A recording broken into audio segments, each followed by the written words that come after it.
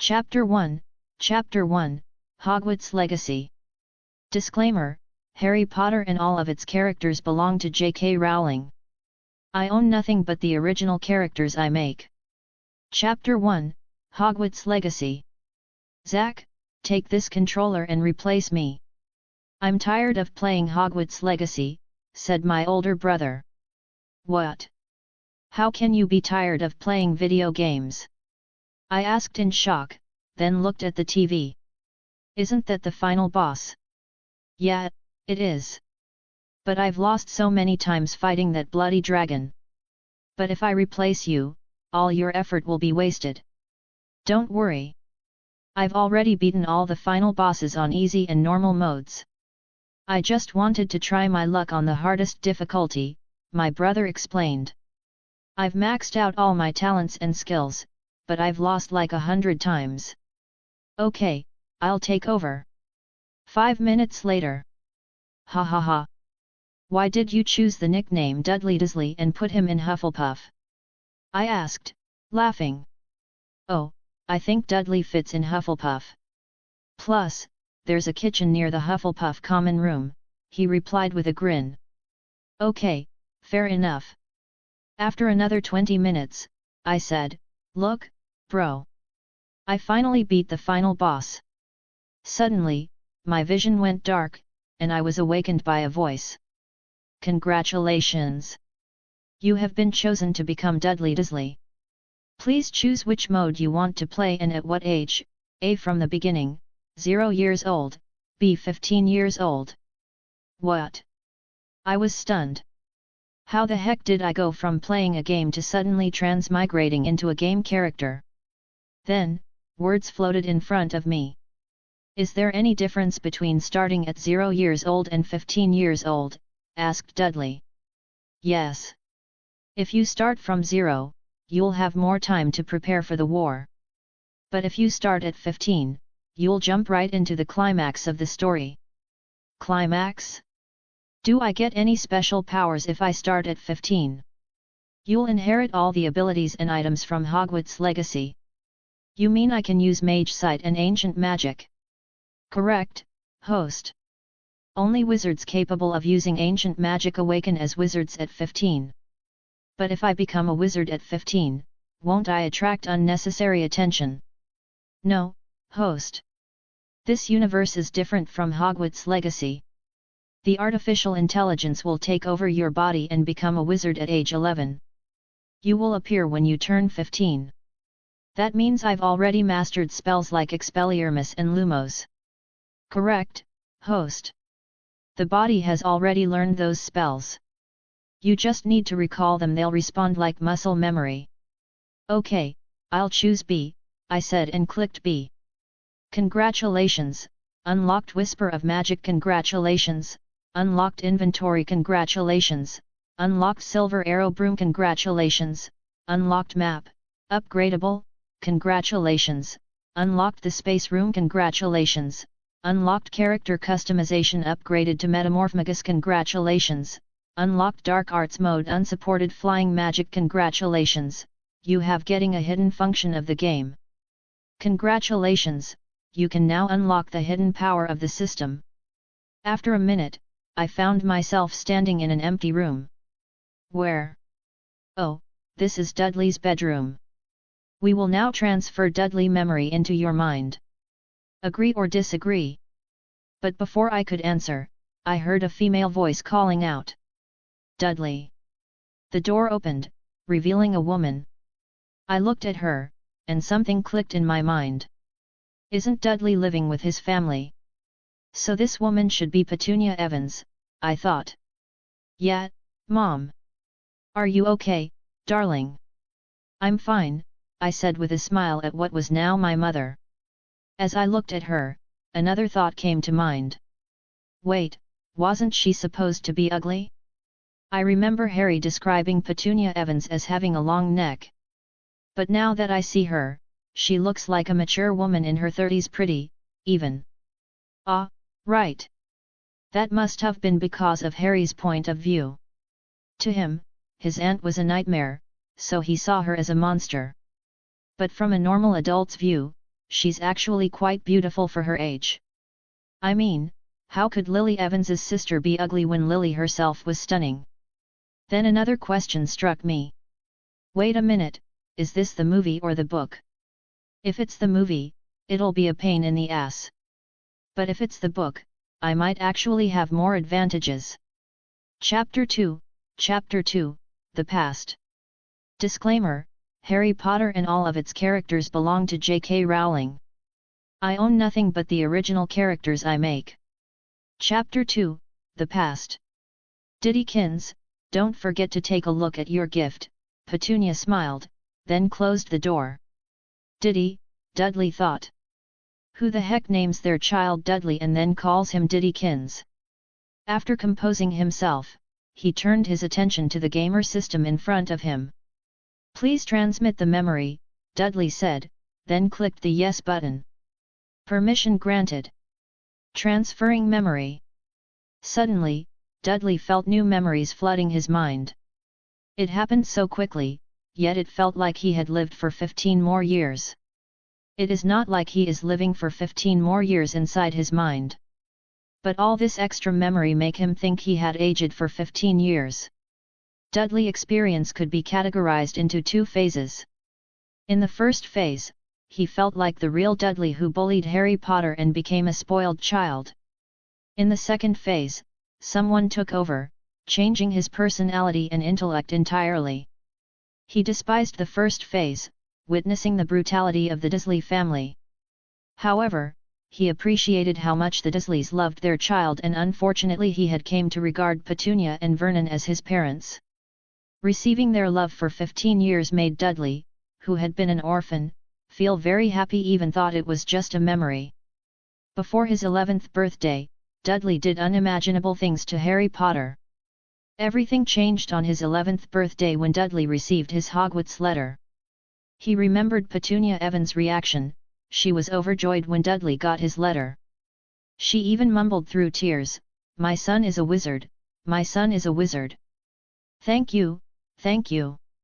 Thank you so much. I am sorry, Lily."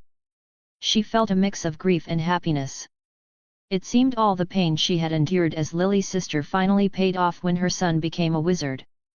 Petunia had actually loved her sister, but jealousy had made her hate Lily. Since childhood, she was happy to have a beautiful sister, but when she found out about Hogwarts and the wizarding world from Snape, she felt deeply saddened and wanted to go there too. She even sent a letter to Professor Dumbledore.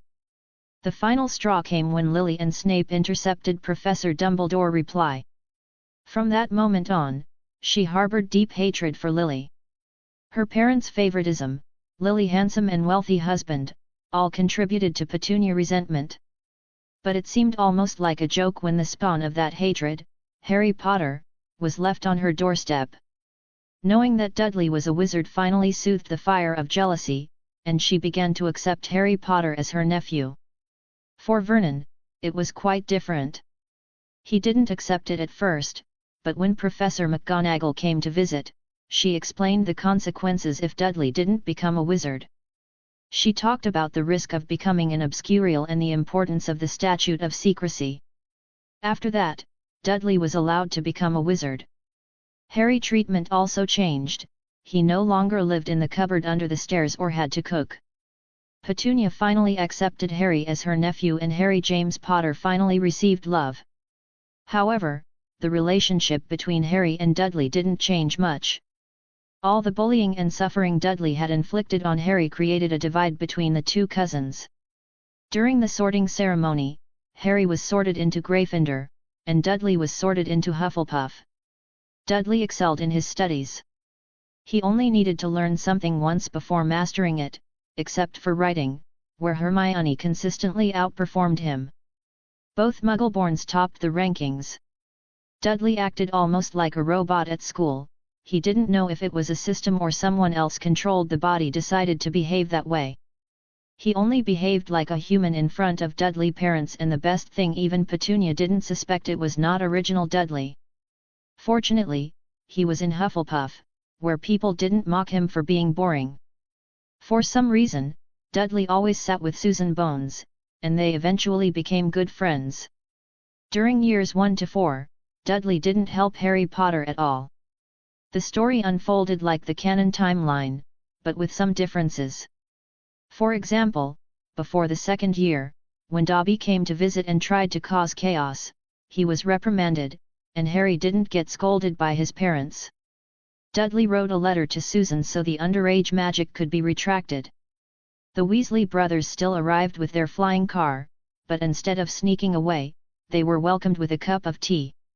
Harry was given permission to stay at the Burrow, and the Weasleys tried to invite Dudley too, but the system didn't want to alter the storyline too much. Its job was not to change the storyline, but to learn magic and give the player, who was now Zack, controlling Dudley body, a stage during the 5th year. Sirius Black escaped from Azkaban, the Triwizard Tournament, everything was almost the same as in the books, and now the system had become his guide instead. 100% complete. Dudley then woke up from his stupor and looked at the clock on the wall. What? Only 1 minute has passed. With all this information I thought 15 years had passed, said Dudley. Correct, because the memory is worth 15 years of experience, so you feel that way. System, or should I call you what? Dudley asked. I am the most advanced system in 2125. My job is to guide you, host. Do you mean guide and give me missions? Dudley asked again. No, host. Let's say you discover hidden magic, create a new potion, or learn new magic. My job is to act as your notification. Dudley tried to remember the games, then recalled, oh, in a game, when I found hidden items or completed assignments, I would receive notifications. Is it the same? Yes, host. My job is not to teach or guide but to ensure you can use the gamer's system properly and receive notifications. So, you can teach me about the gamer's system. What does this unlocked gamer's mind mean? Dudley asked. Gamer's mind will switch you into combat mode, just like in Hogwarts Legacy. This means your mind won't be affected even if you use Avada Kedavra, you won't get tired even if you run for 10 hours, and you won't feel pain.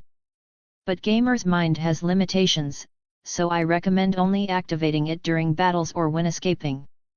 Is notification is the only thing you can tell me? Asked Dudley.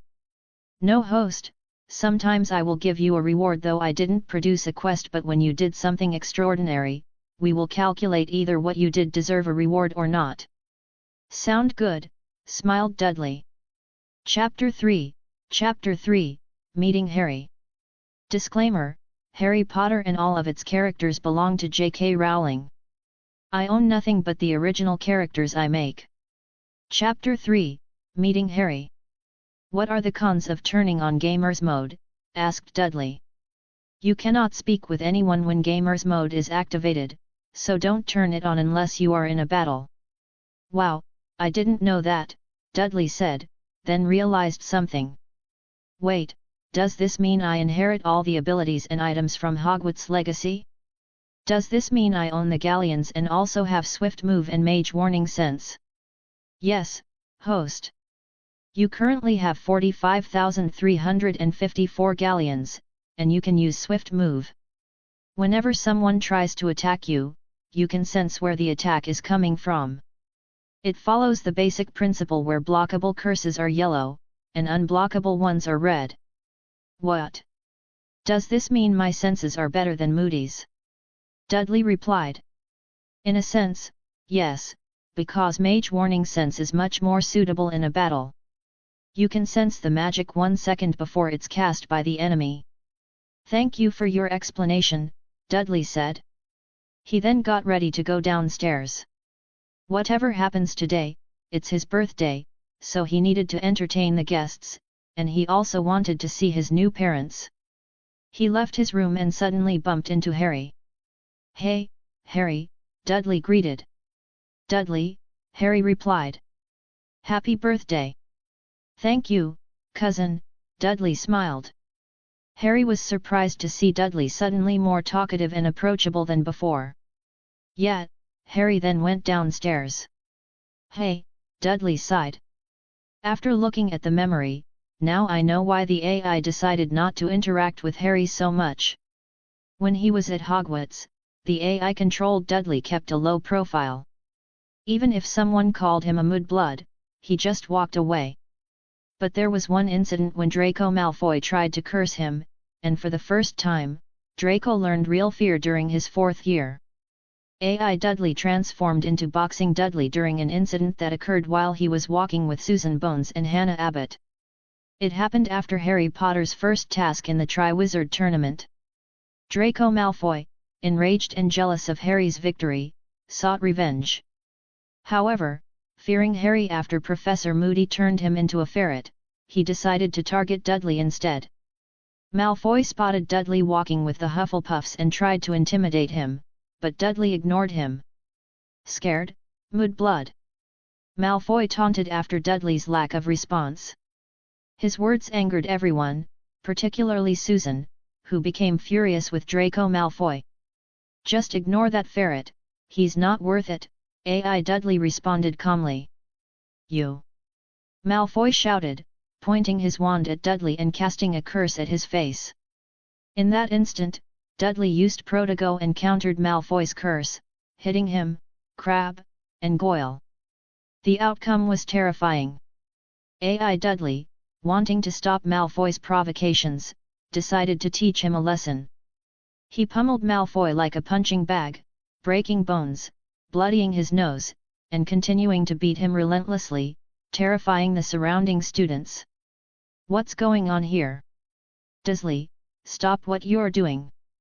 50 points from Hufflepuff. Snape shouted.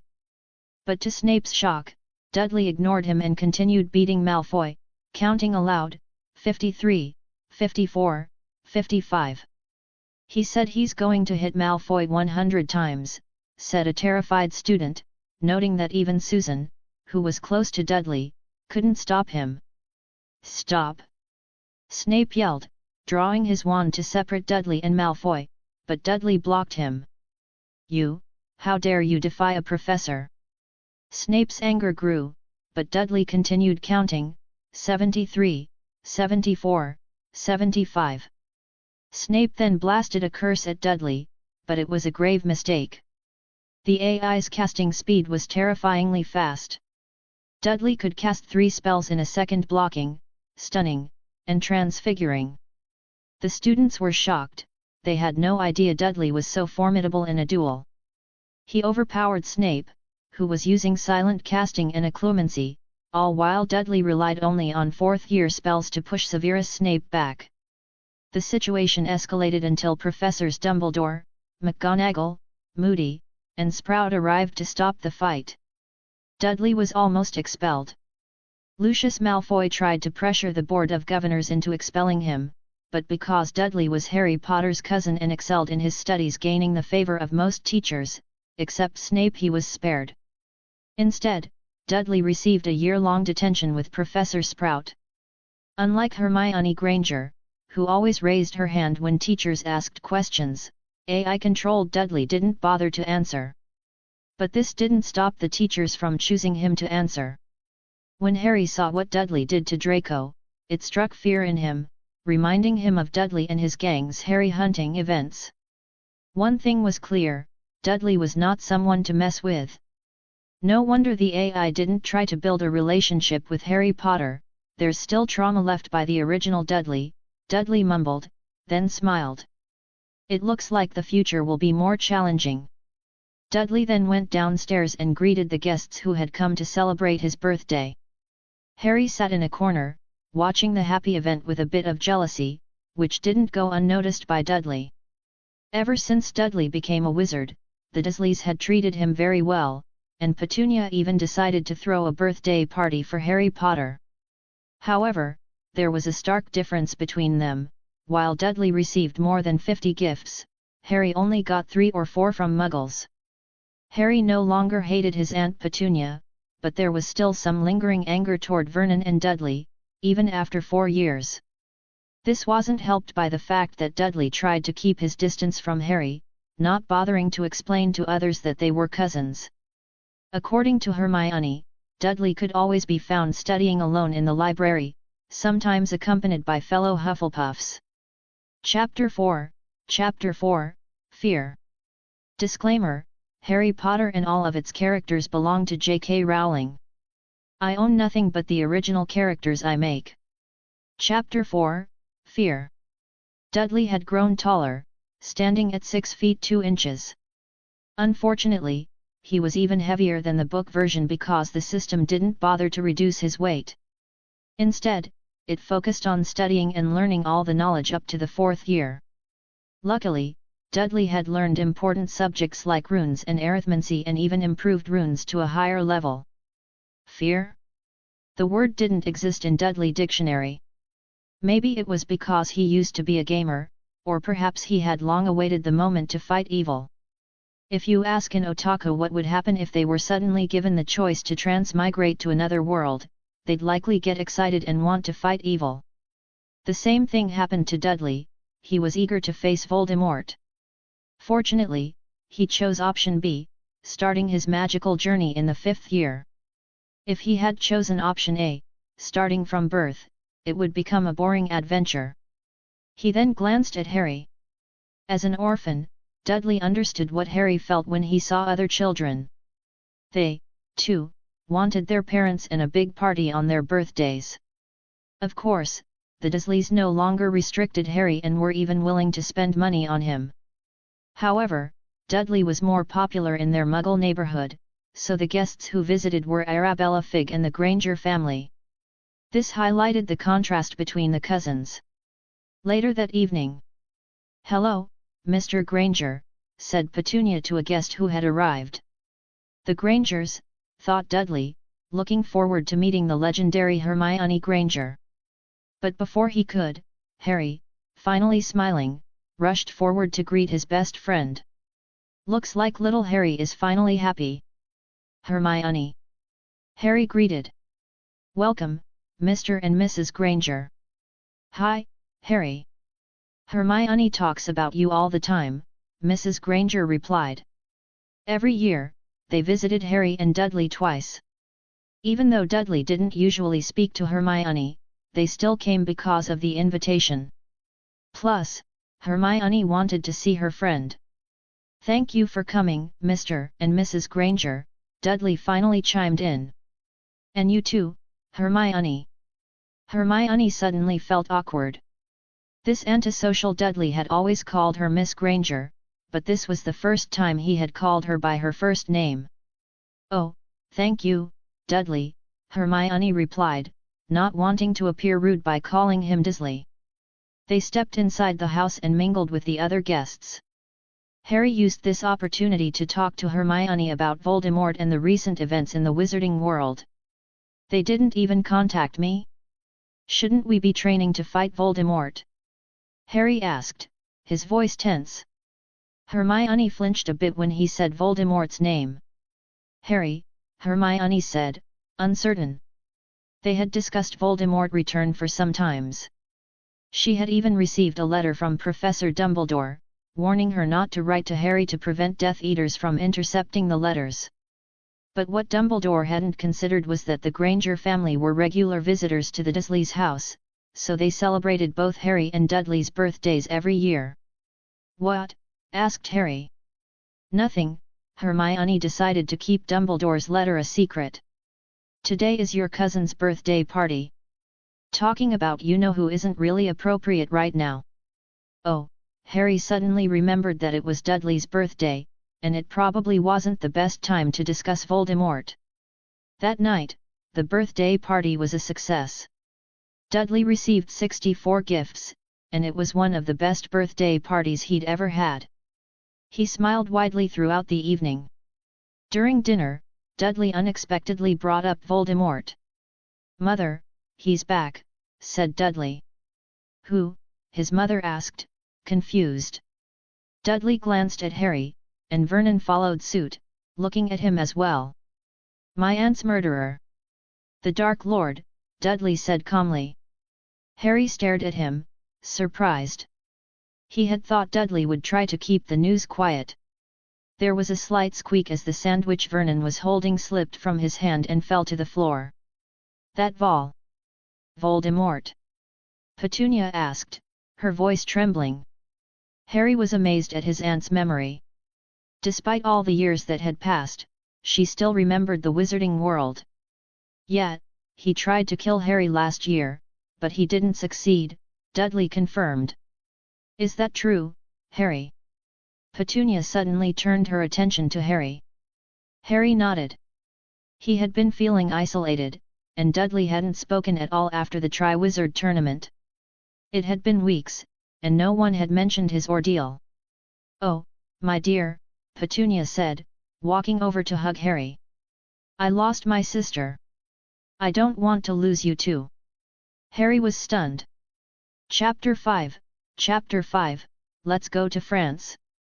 Disclaimer, Harry Potter and all of its characters belong to J.K. Rowling. I own nothing but the original characters I make. Chapter 5, Let's Go to France. Harry, when your mother was killed, it wasn't just you who lost someone. I also lost my only little sister, my only biological family, said Petunia. Harry looked at his aunt.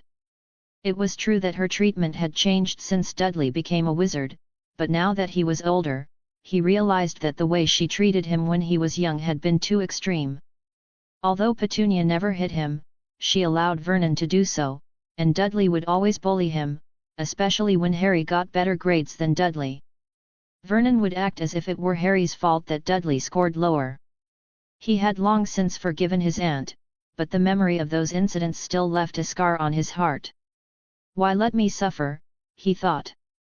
Your grandparents died in an accident, and I suspect it was because of that volume. Voldemort, said Petunia. Dudley was equally shocked, looking at Harry, whose mouth hung open. He had known that the Evans family had died long ago, but he didn't know why. Now he believed Voldemort had been responsible. That's why I couldn't accept you when you were younger. I didn't want to lose my husband and son too. But when Dudley became a wizard, I knew I couldn't run anymore, Petunia explained to Harry. She realized that Harry had grown distant. It seemed that all the trauma she had caused had backfired, and now she was trying to justify her past actions. Listening to his aunt finally brought him some peace. He had never understood why she treated him so harshly and still held a grudge against her. If Harry put himself in her situation, he might not have been willing to care for someone like him either. That man, What? Is he really dangerous? Asked Vernon Dursley. He is dangerous, father. Very dangerous. And now no one believes that he has returned, Dudley said, handing the Daily Prophet to Vernon. Read this, and you'll see how they're speaking badly about Harry and Professor Dumbledore. What? Harry was shocked because he hadn't been reading the newspaper at all. Relax, Harry. Cornelius Fudge is a coward. Remember what happened to your godfather? Dudley asked. Harry tensed up for a moment, then relaxed. Harry has a godfather, asked Petunia. Yeah, remember Sirius Black? Dudley said. That murderer? Vernon asked, incredulous. He's not a murderer. Harry shouted. Quiet, Harry. Talk, don't shout, Dudley warned. Yes, that man. You can ask Harry what really happened to him. Wait, do you believe me? Harry asked, recalling how he had once tried to tell Dudley the truth after the third year, but Dudley had just listened without responding. Of course. You might be weak, but you're not a liar. Now, tell my parents what really happened with Sirius Black, Dudley commanded. Harry then recounted the entire story about Sirius Black, including how he had fought off Dementors. Dementors! Petunia screamed. She rushed over to Harry, grabbing his face and searching his eyes. Are you okay, honey? I'm fine, Harry said, surprised by his aunt's sudden concern. Do you know about Dementors? I've heard about them from that freak, Snape, Petunia replied. You know Professor Snape? Harry asked in disbelief. I do. He was your mother's first wizard friend, Petunia revealed. Friend? Then why does he torture me if he was her friend? Harry asked. Snape tortures you? Petunia asked, shocked. Does he ask you endless questions? Dudley interjected. Yet, how do you know? Harry responded. Because he did the same thing to me, Dudley revealed. But I always bested him. Even when he was breathing down my neck, I still excelled in potions. Snape? Did he get angry because of your mother? Petunia asked, puzzled. My mother? What does she have to do with this? Harry asked. I believe Snape loved your mother, Petunia confessed. When your mother was 15, they ended their friendship. But I could see it in his eyes whenever he looked at her. It was the same look Vernon gives me. She smiled softly at Vernon. What? Harry exclaimed. Now I see why he's obsessed with both of us, Harry, Dudley said. Remember how everyone says you look just like your father? I believe the reason Snape hates you is because you remind him that your mother chose James Potter over Severus Snape. So, did he target me just because my mother didn't marry him? Harry asked. Most likely, yes. But I don't understand why he targeted me too, Dudley added. Maybe because he didn't like me. When I was young, he let a branch fall on me, Petunia revealed. Dudley looked at Harry. Cousin, when school opens, let's kick him out of Hogwarts. Wait, can we do that? Harry asked, surprised. If we fail, then let's stop going there and transfer to Beauxbatons, Dudley smirked. Good idea, Harry agreed. Let me borrow your owl. We'll send a letter to the headmaster. If Snape is still teaching at Hogwarts, we'll leave and transfer to Beauxbatons, Dudley suggested. Okay, let's do that, but my owl hasn't come back since I sent a letter to Ron, Harry said. Hearing this, Dudley remembered that the owl was probably with the Weasley family. Dumbledore had warned Ron not to reply to him, so Hedwig are living there with Weasley instead of going back to Harry. Where is Beauxbatons? Vernon asked. It's in France, Father, Dudley replied. Okay, I support you both. Let's move to France, Vernon declared. Chapter 6, Taboo. Disclaimer, Harry Potter and all of its characters belong to J.K. Rowling. I own nothing but the original characters I make. Chapter 6, Taboo. So what should we do now? Aren't our lives in danger? Asked Vernon. Don't worry. There's a reason why Dumbledore placed Harry in this house. Blood wards are protecting us from the enemy. They can't enter this house without risking being burned alive, Dudley explained. You know about the wards? Asked Harry. Of course I know. I might seem like a boring guy at Hogwarts, but I'm not stupid, Dudley replied. Wait, Vernon suddenly remembered something he had forgotten. The reason they had taken Harry in the first place was for their own safety. Otherwise, they would have just sent him to an orphanage. But before he could speak, Petunia interrupted, We can't move to France. Why? Asked Harry, confused. Because if we go to France, the ward will be cancelled. The protection Dumbledore placed on this house won't extend there, and he definitely won't let you leave to France, Dudley answered, already knowing the reason. What? Harry said, dumbfounded, as he recalled Dumbledore telling him in his first year why he needed to return to the Dursleys. Everyone fell silent, except for Dudley, who pretended to be deep in thought. So, what's your next move? Vernon asked. I'll call my friend for help, said Dudley. Your friend? For what? Harry asked. Susan Bones. Her aunt is Amelia Bones, one of the prominent figures in the wizarding world. Her family was killed in the last war against Voldemort. I'll invite her, and you need to show her the memory of what really happened that night, Dudley explained. You mean during Voldemort return? Asked Harry. Yes, but also your first encounter with Voldemort, Dudley replied. And this will be the last time we speak his name. From now on, don't say it as a precaution. Are you scared, Dudley? I thought you weren't afraid to say his name, unlike others, Harry said, prompting a sharp look from Vernon. You mean Voldemort? No, I'm not afraid to say his name, but you need to remember that my parents are Muggles. They can't use magic, Dudley reminded him. What happens if we say his name? Vernon asked. During the last war, Voldemort put a taboo on his name. Whenever someone said Voldemort, his followers could find them and they'd send a squad to kill the whole family, Dudley warned. Vernon and Petunia paled at this revelation. I didn't know that, Harry exclaimed. Didn't Ron tell you about the taboo? Dudley asked, puzzled by Harry's lack of awareness. He mentioned it, but...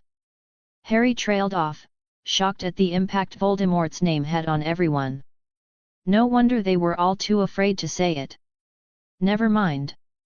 Just remember, don't say his name unless we're prepared to face a group of Death Eaters, Dudley warned once again. So, should we start calling him you-know-who like the others? Harry asked. Calling him you-know-who only makes people more afraid of him. The point of the taboo was to instill fear, Dudley explained. I recommend something funnier. Funnier? His name is Tom. How about we call him Tommy? Harry suggested. That's fun, but what about Moldy Shorts? Dudley proposed with a grin. Moldy Shorts? But his name is Voldemort, Harry said, confused. I mean, Moldy sounds like Volda, right? So Moldy Shorts makes for a great nickname, Dudley suggested, chuckling. Petunia, who had been watching, suddenly burst into laughter. Earlier, they had been discussing how dangerous Voldemort was, and now they were making jokes about his name. Mom, do you have a suggestion for his name? Dudley asked. No, I just think this is funny, Petunia replied. Earlier, we were terrified about the Dark Lord's return, and now you're all debating how to make fun of him. Upon hearing this, they all laughed together. Ha ha ha. After what Mom said, I find this whole thing even funnier, Dudley admitted. Harry couldn't help but smile too. So, it's confirmed? Moldy Shorts? Harry asked. I think it's better to give him multiple nicknames. Don't stick with just one, Dudley advised. I'm afraid he might curse the nicknames too, not just his real name. Let's say, in front of others, we call him Tom, among friends, Moldy Shorts, and for family, something else. Since evil represents Satan, how about we call him Satan-Yahoo?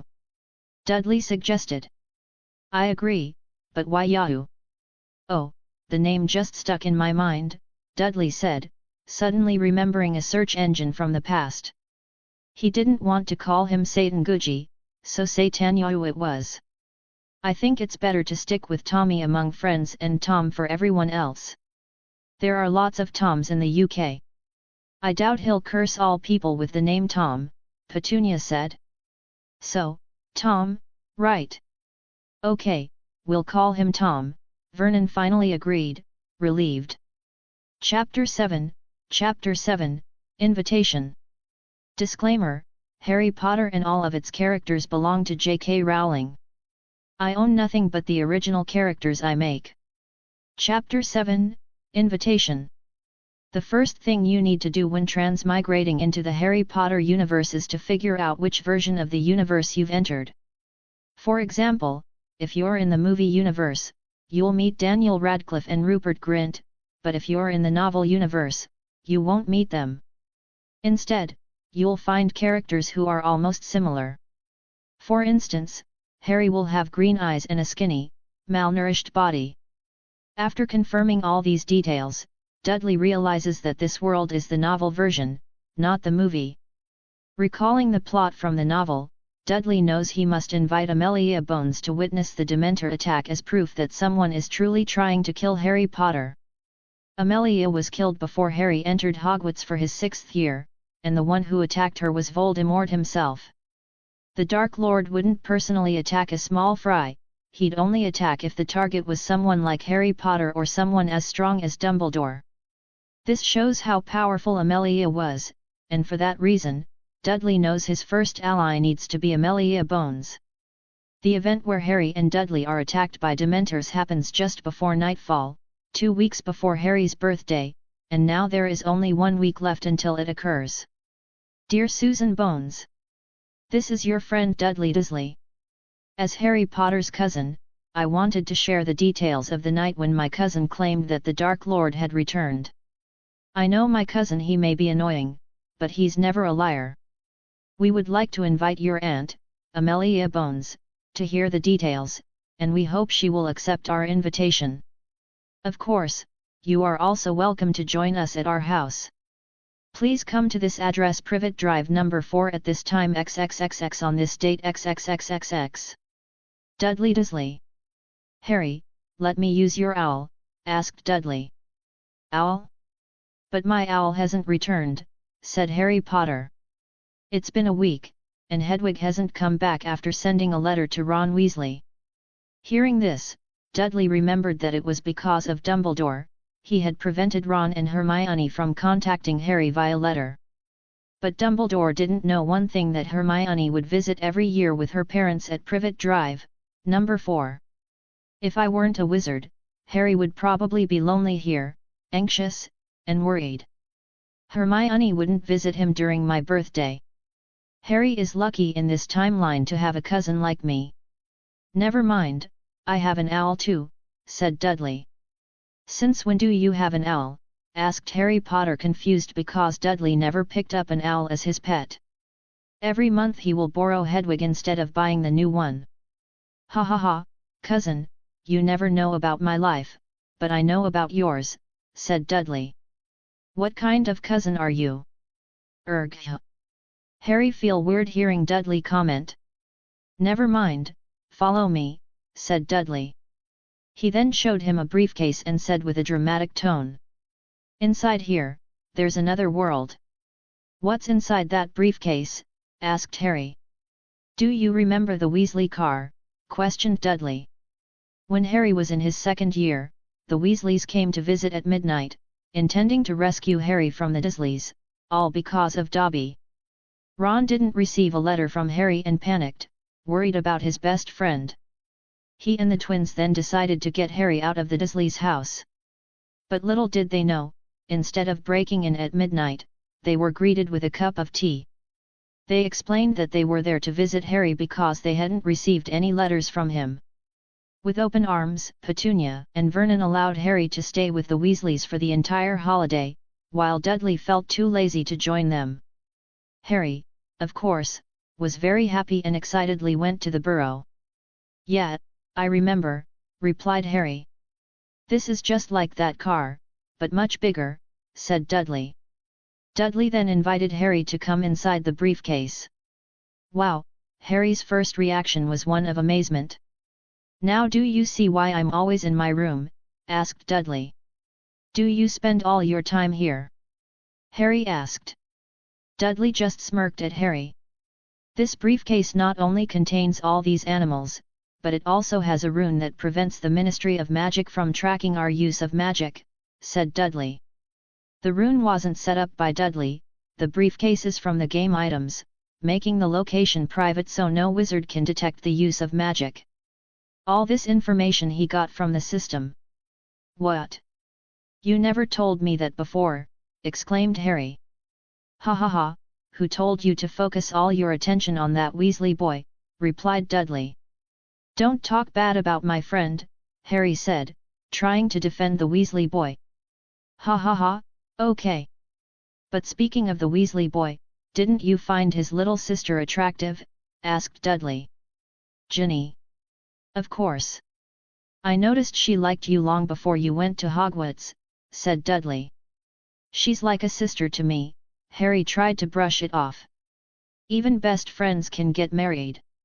So just because she's your best friend's little sister, that discourages you, teased Dudley. No, she's just a little sister to me, said Harry. Okay, so can I marry her? Dudley asked. No, you cannot. Ha ha ha ha, your face shows what Ginny means to you. Don't let others flirt with her first like Cho Chang. If you like her, just tell her family and get married, said Dudley. I'm only 15 this year, replied Harry. Who says 15-year-olds can't get married? Asked Dudley. The law says, replied Harry. That's Muggle law, said Dudley. Wizarding law is different. What does the law say? Asked Harry. Just forget what I said.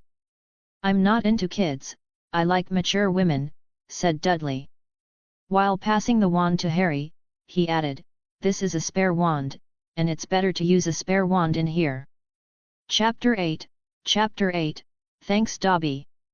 Disclaimer, Harry Potter and all of its characters belong to J.K. Rowling. I own nothing but the original characters I make. Chapter 8, Thanks Dobby. Harry, do you remember that house elf, Dobby? Asked Dudley. Yeah, I remember him, replied Harry. And do you remember the mess he left after he did magic? Dudley asked again. Of course, Harry still remembered it. That incident made him feel bad for Dudley. They had almost been kicked out and had their wands snapped because of a house elf. Thanks to that little guy, because without him we wouldn't know the importance of runes, said Dudley. Importance of runes? Asked Harry. Are runes really that useful? Ha ha ha, that's why I didn't want you to be friends with the Weasley boy, said Dudley. Isn't he the reason you rejected runes and arithmancy? You. But this time, Harry didn't argue with Dudley because he knew he was right. Ron was the reason he didn't take useful subjects like runes and arithmancy. Looking at Harry, Dudley then remembered a fanfiction where Harry became friends with Neville. Instead of stumbling, Neville led Harry in the right direction, and he became stronger and smarter than the original Harry. Of course that version of Neville is a transmigrated like himself.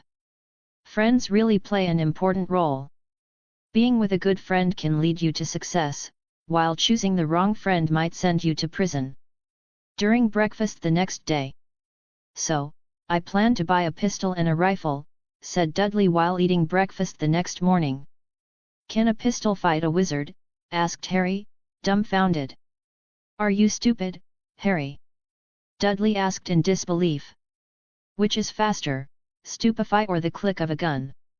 The gun, answered Harry. To use magic, we need to say the incantation, move the wand, and aim at the enemy. But with a gun, you just click the trigger and aim. Not only that, a gun moves faster than sound, over 1000 meter per second, and some gun can even move at 2500 meter per second. While spells are much slower, around 60 kilometers per hour, which is why we can dodge or block them, explained Dudley. Hearing this, Harry's mind was blown. He had never thought about it before. Son, does that mean we can protect ourselves from that dark wizard? Asked Vernon. Yeah, Dad. You can also dodge their attacks. Plus, the Protego spell can't block bullets, it only blocks magical curses, answered Dudley. Dudley then shows the wand movement using the fork. This is Stupefy Curses wand movement, and the color of the curses is red. If you know what type of curses they will use, it will be more easy to counter them, explained Dudley. Again, Harry's mind was open to new possibilities. The best weapon for a non-wizard is a Glock 19. Try to get an M15, but if not, an AR-15 is also good to use, but the problem is we live in UK and unlike US, which it easy to acquire gun and own it legally, said Dudley. The problem could be solved with a magic help, but right now I need Mom and Dad to come to my secret bunker. Can Muggles enter your briefcase?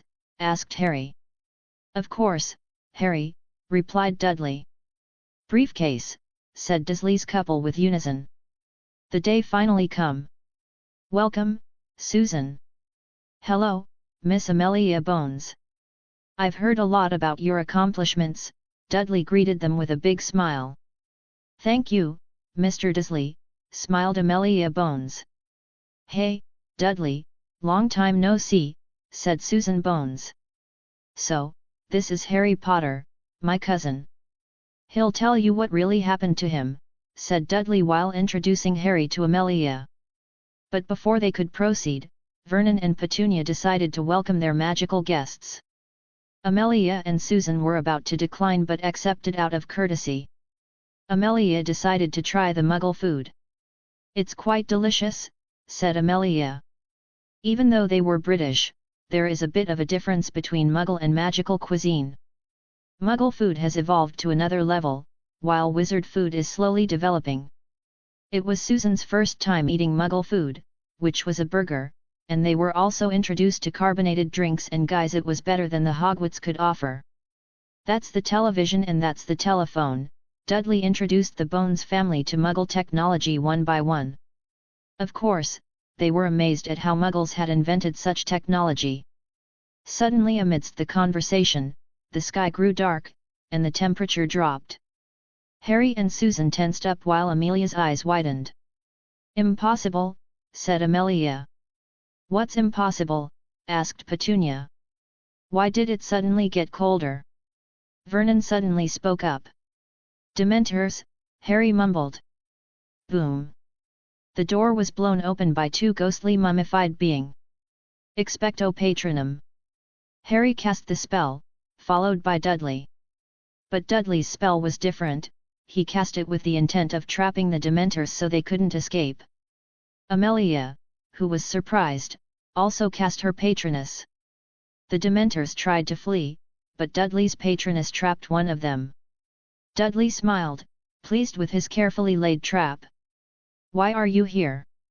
Amelia demanded of the captured Dementor.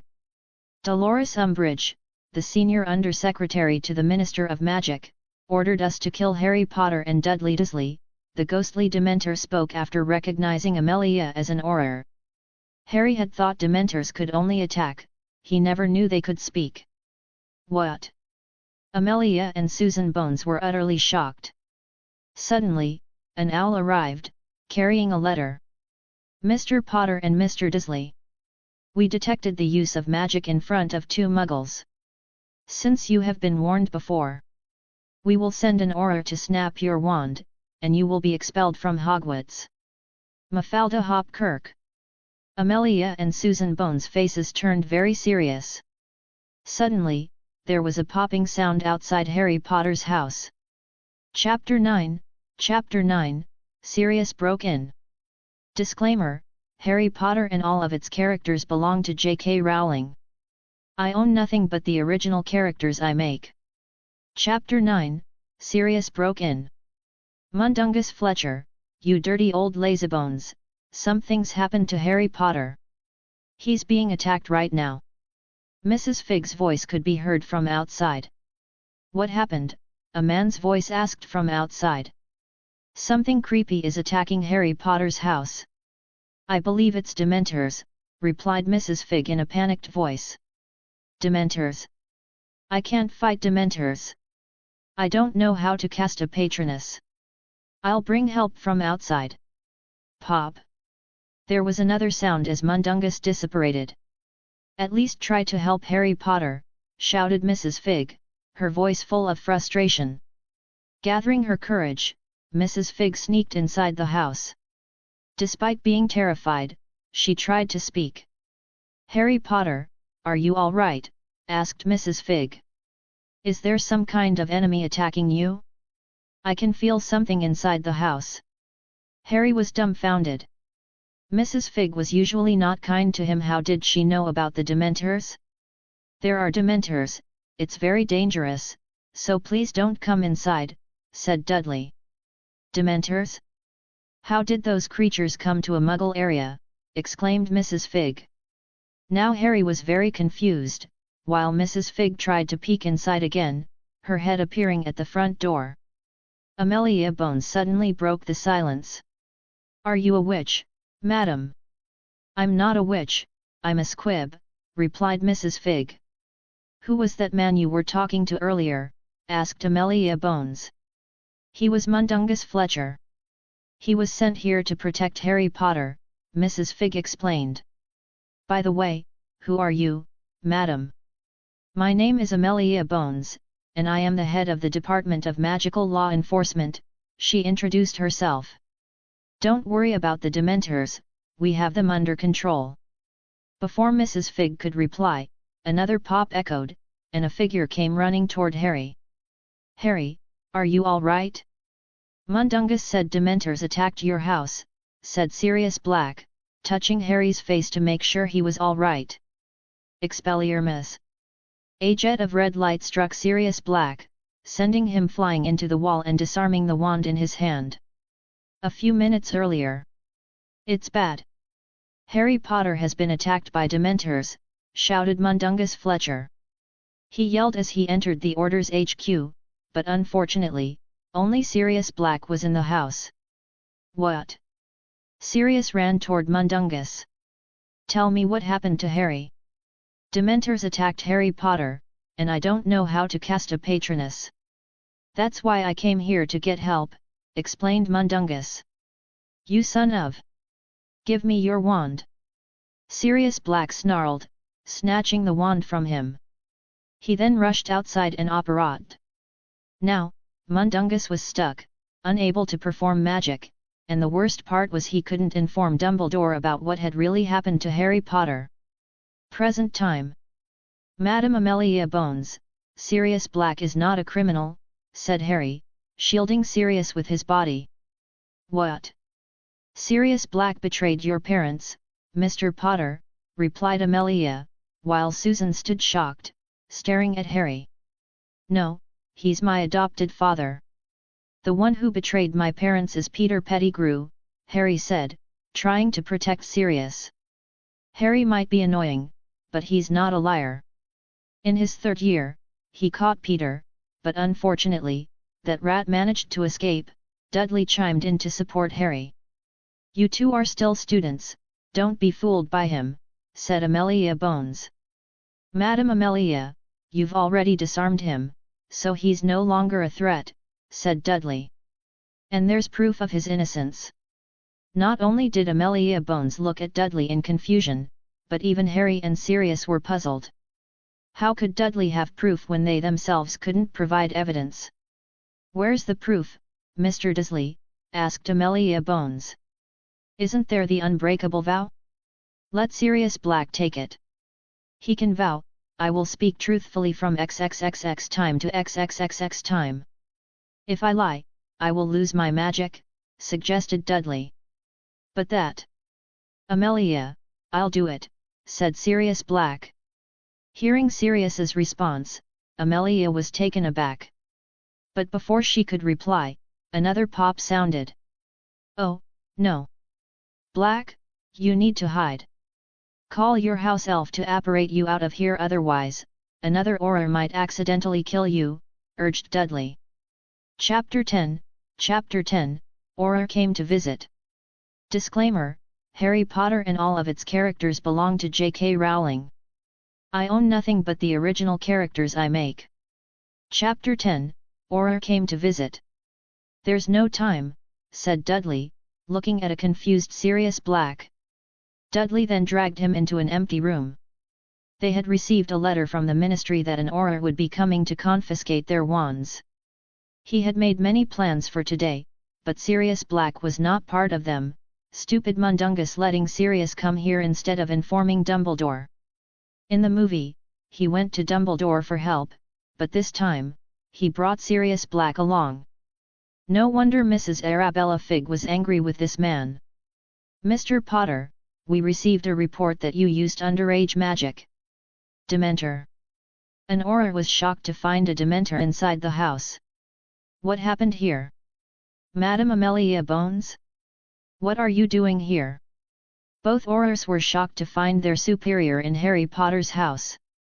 I came to visit Harry Potter and discovered that someone in the Ministry arranged an assassination attempt to kill him, said Amelia Bones, then she looked back at the Dementor. Repeat again, why are you here and who ordered you? Madame Dolores Umbridge ordered us to kiss Harry Potter and Dudley Dursley, said the ghastly Dementor. Do you hear that? You guys need to follow me, we need to arrest Dolores Umbridge, ordered Amelia Bones, then she looked at her niece and Harry Potter.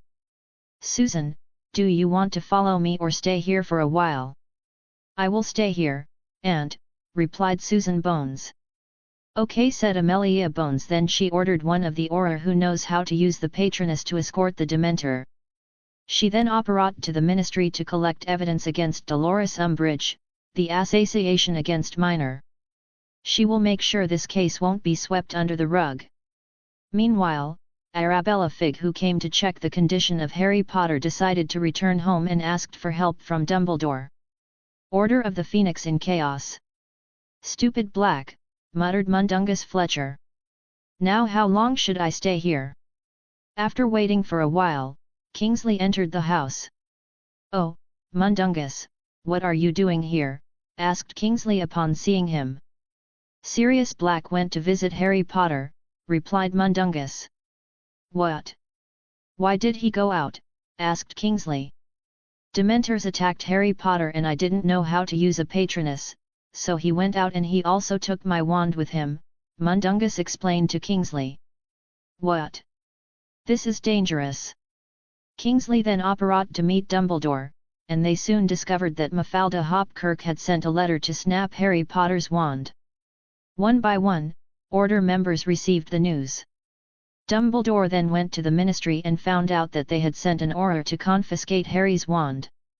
Other Order members tried to check on Harry Potter, but when they entered the house they found Harry and Dudley with addition of Susan Bones were chatting leisurely. The leisure time. Susan, drink this. This carbonated drink is made from juice, it's better than pumpkin juice at Hogwarts. After what happened a moment ago, they decided to just wait and drink the juice. Meanwhile, Dudley fetched some chocolate to give to his parents. Dudley, what was that magic? Asked Vernon after everything returned to normal. It was a Dementor, the guard of Azkaban. Their presence makes you feel uncomfortable, replied Dudley.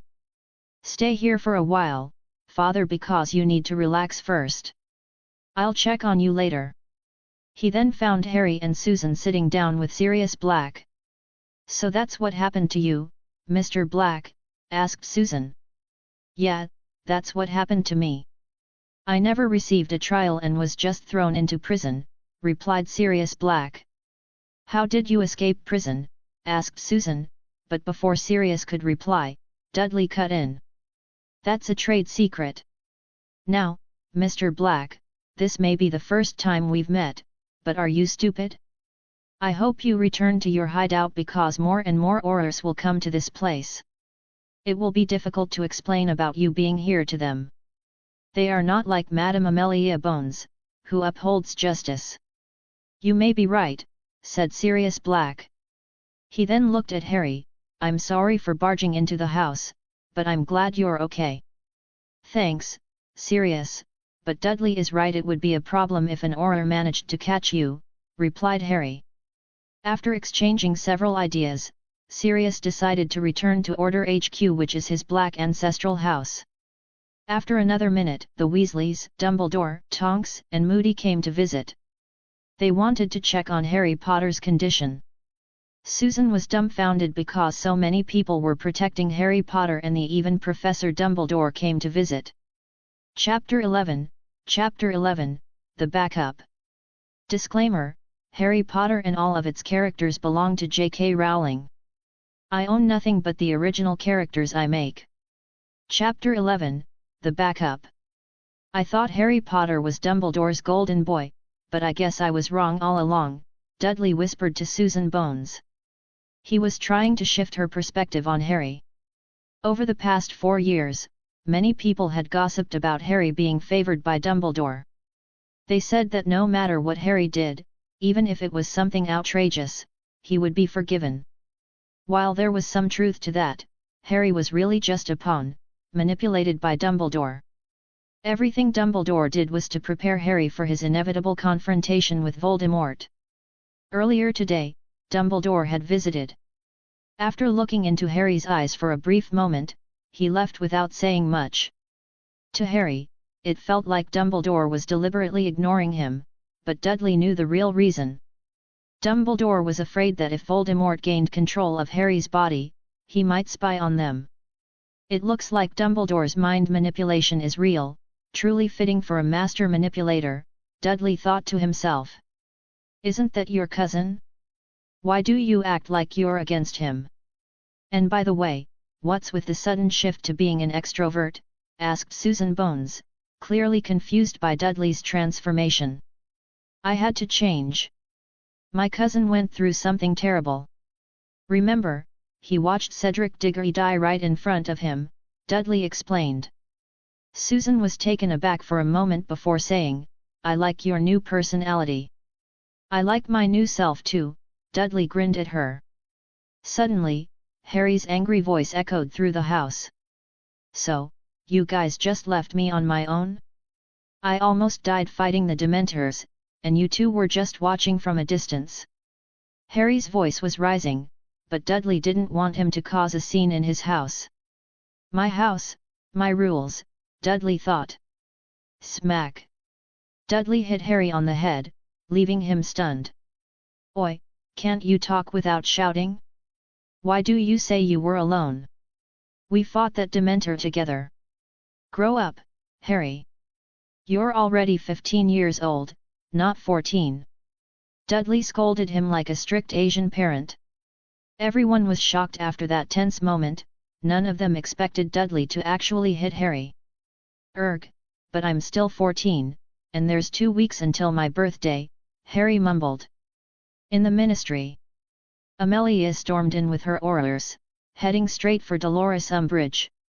Her top priority was, of course, apprehending the culprit behind today's incident. Madam Umbridge, you are under arrest, Amelia ordered, and the Aurors moved swiftly to detain Umbridge. Amelia then secured all records of Umbridge's visits to the prison, which served as concrete proof that after her last visit, 2 Dementors were sent to target Harry Potter. But that wasn't all. The Aurors uncovered even more shocking evidence. Madam, we found a blood quill, and not only that, there are documents targeting Muggle-born wizards. We also found evidence of human trafficking transactions, one of the Aurors reported to Madame Bones, surprised by the extent of Umbridge's misdeeds.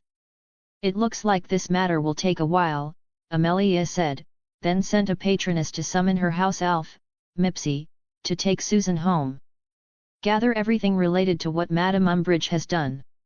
Don't leave a single piece of evidence behind, ordered Madame Bones. While chaos in there, other wizards and witches finally got to know that Dolores Umbridge were in a trouble. Not everyone like her, only some people who had sick obsession would align with her. Other people such as Nymphadora Tonks really hated this witches. Later that night, inside a briefcase. I have a few pictures that captured what happened earlier. Remember, you must release this information in the Daily Prophet, Dudley instructed Rita Skeeter. A few weeks ago, Dudley visited Hermione Granger, and the reason, of course, was to trap Rita Skeeter, who had been sneaking around in her beetle form. He recalled that at the end of 4th year, Hermione had captured Rita and trapped her in an unbreakable glass jar. For Hermione, that might have been enough punishment for a few months, but Dudley, coming from the 21st century, knew the best way was to use her as against the government. Rita was someone who always caused problems for Cornelius Fudge, but for a small fry like Dolores Umbridge, this deal was worth it. Hermione, of course, was shocked. Although she had known Dudley for a long time as Harry Potter cousin, they were seldomly talked to each other. It was because of Dudley's introverted and silent nature, she never had a chance to talk with him. After hearing Dudley's plan to use Rita Skeeter to write against Ministry of Magic in the Daily Prophet, Hermione agreed to pass Rita Skeeter to him. He then forced Rita to take an unbreakable vow, not to leak the secret and to write the articles based on his order. At first she didn't want to join, but after some compromise and benefit, Rita Skeeter finally agreed to listen to him. If she didn't agree, Dudley will send her to Madame Bones and put her in Azkaban for 3 years. The next morning, all of magical Britain was shocked with the news of Dolores Umbridge. Chapter 12, Daily Prophet. Disclaimer: Harry Potter and all of its characters belong to J.K. Rowling. I own nothing but the original characters I make. Chapter 12, Daily Prophet. Maybe because of being overworked, Amelia Bones forgot to pick up her niece from Dudley's house. "It looks like you'll be staying here," said Dudley. My aunt is probably busy because of the Dementor attack this evening," replied Susan. "So, are you staying here?" asked Harry. Before Susan could answer, Dudley cut in. "That's the wrong question, Harry. We should ask, will you stay here tonight?" Dudley corrected. "Okay, I accept your invitation," replied Susan. "But, you don't have clothes," said Dudley, his face showing concern. "Argh!" Susan shrieked. "Then I'll go back home. It's just one night. I believe your aunt might come either tonight or tomorrow," Dudley reassured her. "Okay," Susan agreed. The next morning. It took more than a night to investigate the corruption surrounding Dolores Umbridge, so when the trio read the Daily Prophet, they were shocked by the content of the newspaper. Even Dudley, who had prepared Rita Skeeter for this, was stunned. He never thought his actions would cause such a major ripple in the plotline. Ministry sent Dementor to kill Harry Potter. Yesterday, the Department of Improper Use of Magic received a signal from the Muggle world indicating the use of Patronus magic. For readers' information, a Patronus is an advanced spell, typically learned at the Newt level, used to repel Dementors. When they received a signal that Patronus magic had been used at Harry Potter's house, they sent an Auror to snap Mr. Potter's wand. It was because Mr. Harry Potter had been misuse a magic in front of Muggle for a third time. So Auror were sent to punish Mr. Harry Potter because breaking the rules. However, upon arrival, the Aurors discovered that there are Dementors who were attempting to kill Harry Potter. Even more alarming, Amelia Bones, the head of the Department of Magical Law Enforcement, was present and witnessed the Dementors attempt to kill the boy who lived. Upon investigation, it was revealed that the person who sent the Dementors was Undersecretary Dolores Umbridge. She sent the Dementors to kill Harry Potter because she believed he was lying about you-know-who's return. Investigators also found a list of Muggle-borns, evidence of human trafficking, torture devices, and a blood quill among Dolores Umbridge's possessions. "We believe Dolores was Minister Fudge's secret weapon against his political enemies." To read about Dolores's past, turn to page 2. To read about Dolores's Muggle mother, turn to page 3. To read about Dolores's misuse of power, turn to page 4. Dudley then passed the Daily Prophet to Harry. "Look, your name is here. Finally, your killer would be in prison." Dudley then looked at Susan. "It looks like justice has been brought by your aunt." Cornelius Fudge dilemma. For Cornelius Fudge, his political career is spiraling downhill. He continues to deny that Voldemort has returned, claiming it's a conspiracy by Albus Dumbledore to replace him, even though Dumbledore has provided evidence. The paranoid Cornelius Fudge still denies the truth brought by the great Albus Dumbledore. Now, he cannot avoid the growing problem. Dolores Umbridge's crimes are greater than he imagined. He had trusted Dolores and found her to be very capable in her job.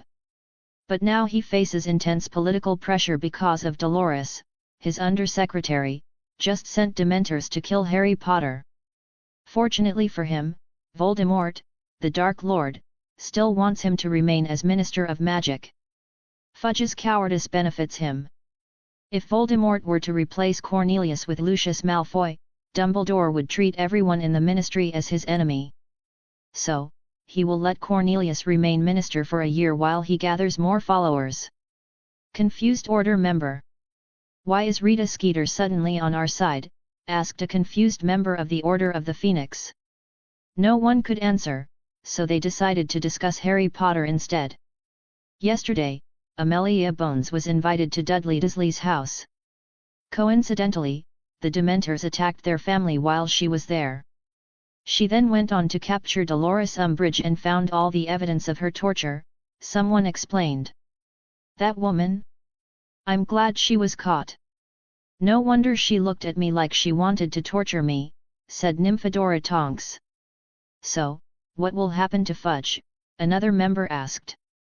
The Dark Lord wants him to remain Minister of Magic temporarily, said Snape. He plans to gather followers first before attacking the Ministry. Fudge's influence may be reduced, but his power is still intact, someone concluded. Chapter 13, The Troll Slayer. Disclaimer: Harry Potter and all of its characters belong to J.K. Rowling. I own nothing but the original characters I make. Chapter 13, The Troll Slayer. Pop. The familiar sound echoed from outside. After everything that happened yesterday, the sound was now easily recognized, even by Petunia and Vernon, who had come to learn about apparition. Dudley, Susan, and Harry stepped outside to see who had arrived. "Aunt, why didn't you come yesterday?"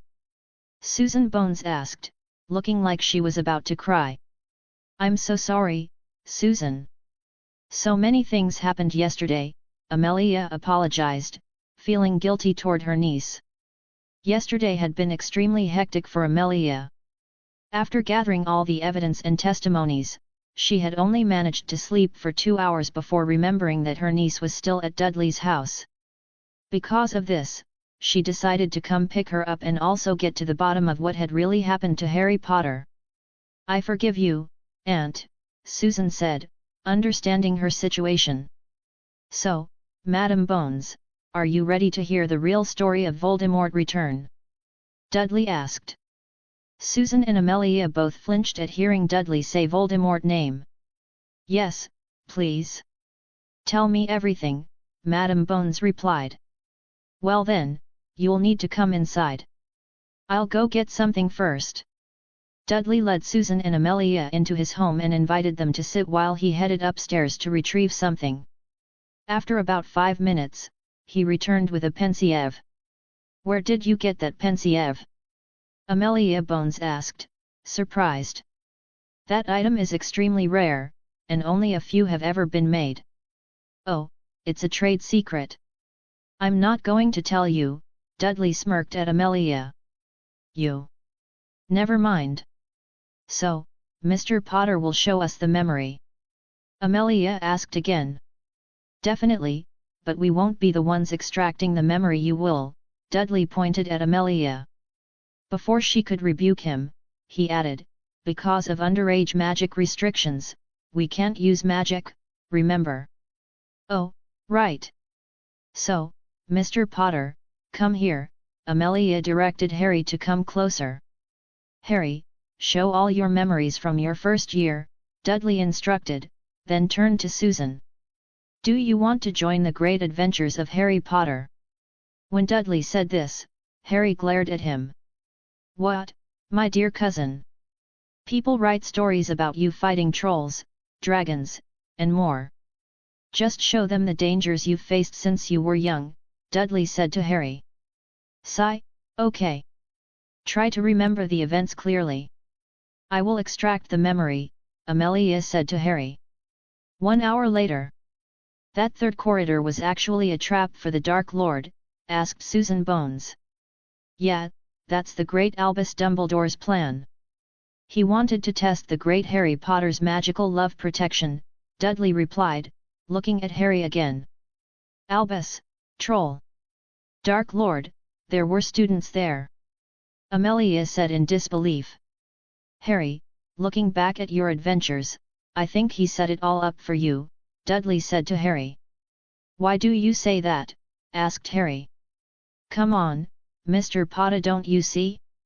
All the points given, the lack of attention, it was all to push you into action." Dudley tried to sound like Draco Malfoy. "Luckily, we have an answer. Privet Drive is the safest place on Earth, except Dementors can get in." "You said there's a ward here?" asked Amelia. "Come on, Mrs. Amelia, didn't you notice why Harry is always sent back to the Muggle world?" said Dudley. "Part of the reason is because we're family," but the biggest reason is the blood ward. Blood ward? Isn't that illegal? Asked Susan. I don't think love rituals plus blood wards are illegal, Dudley answered. It's not illegal. Only blood rituals like cursing people with male tattoos are illegal. What Lily Potter did in the past isn't illegal, Amelia clarified. But I don't understand. That love ritual can't be achieved by love alone. Lily needed to make a choice to sacrifice herself. Begging alone wouldn't activate that ritual. Does that mean my mother was given a choice? Asked Harry. Yes, Mr. Potter. Lily was given a choice, to live or to sacrifice herself, Amelia Bones confirmed. I remember hearing my mother begging Voldemort to kill her instead of me, Harry recalled. When was this? Amelia asked curiously.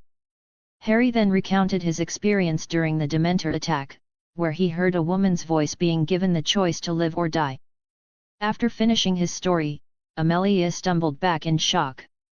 Impossible. You know who never gave his victims a choice, especially not your mother, a Muggle-born, Amelia said in disbelief. Chapter 14, The Book. Disclaimer: Harry Potter and all of its characters belong to J.K. Rowling. I own nothing but the original characters I make. Chapter 14, The Book. You know what, I can introduce my cousin to you if you are interested in him, Dudley teased Susan after Harry displayed his memories of saving Ginny Weasley and Sirius Black. The feat of a 12-year-old pulling off such heroic acts seemed impossible, unless, of course, that person had plot armor. You. Susan glared at Dudley. Harry, someone wants to be your girlfriend, Dudley announced loudly. Hey? Who? Harry asked, looking confused. But before Dudley could say anything else, Susan punched him in the gut. Erg. No, Harry, I'm just kidding. Dudley quickly clarified, wincing in pain, then shot a glare at Susan. Why are you so strong? I thought you were related to Goyle and Crabbe. Dudley silently vowed not to lie again in the future. Susan may have looked small, but her punch packed a serious punch. Lying may seems fine, but it is not a good thing to lie, especially lying for teasing. What are you even talking about? Susan whispered angrily. Nothing, Miss Bones, Dudley replied, trying to change the subject. Madam Amelia Bones, those fantasy books weren't lying, right? What fantasy books? Amelia asked, confused.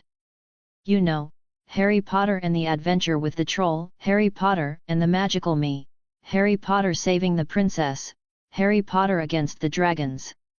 Dudley listed off several fictional Harry Potter stories with a grin.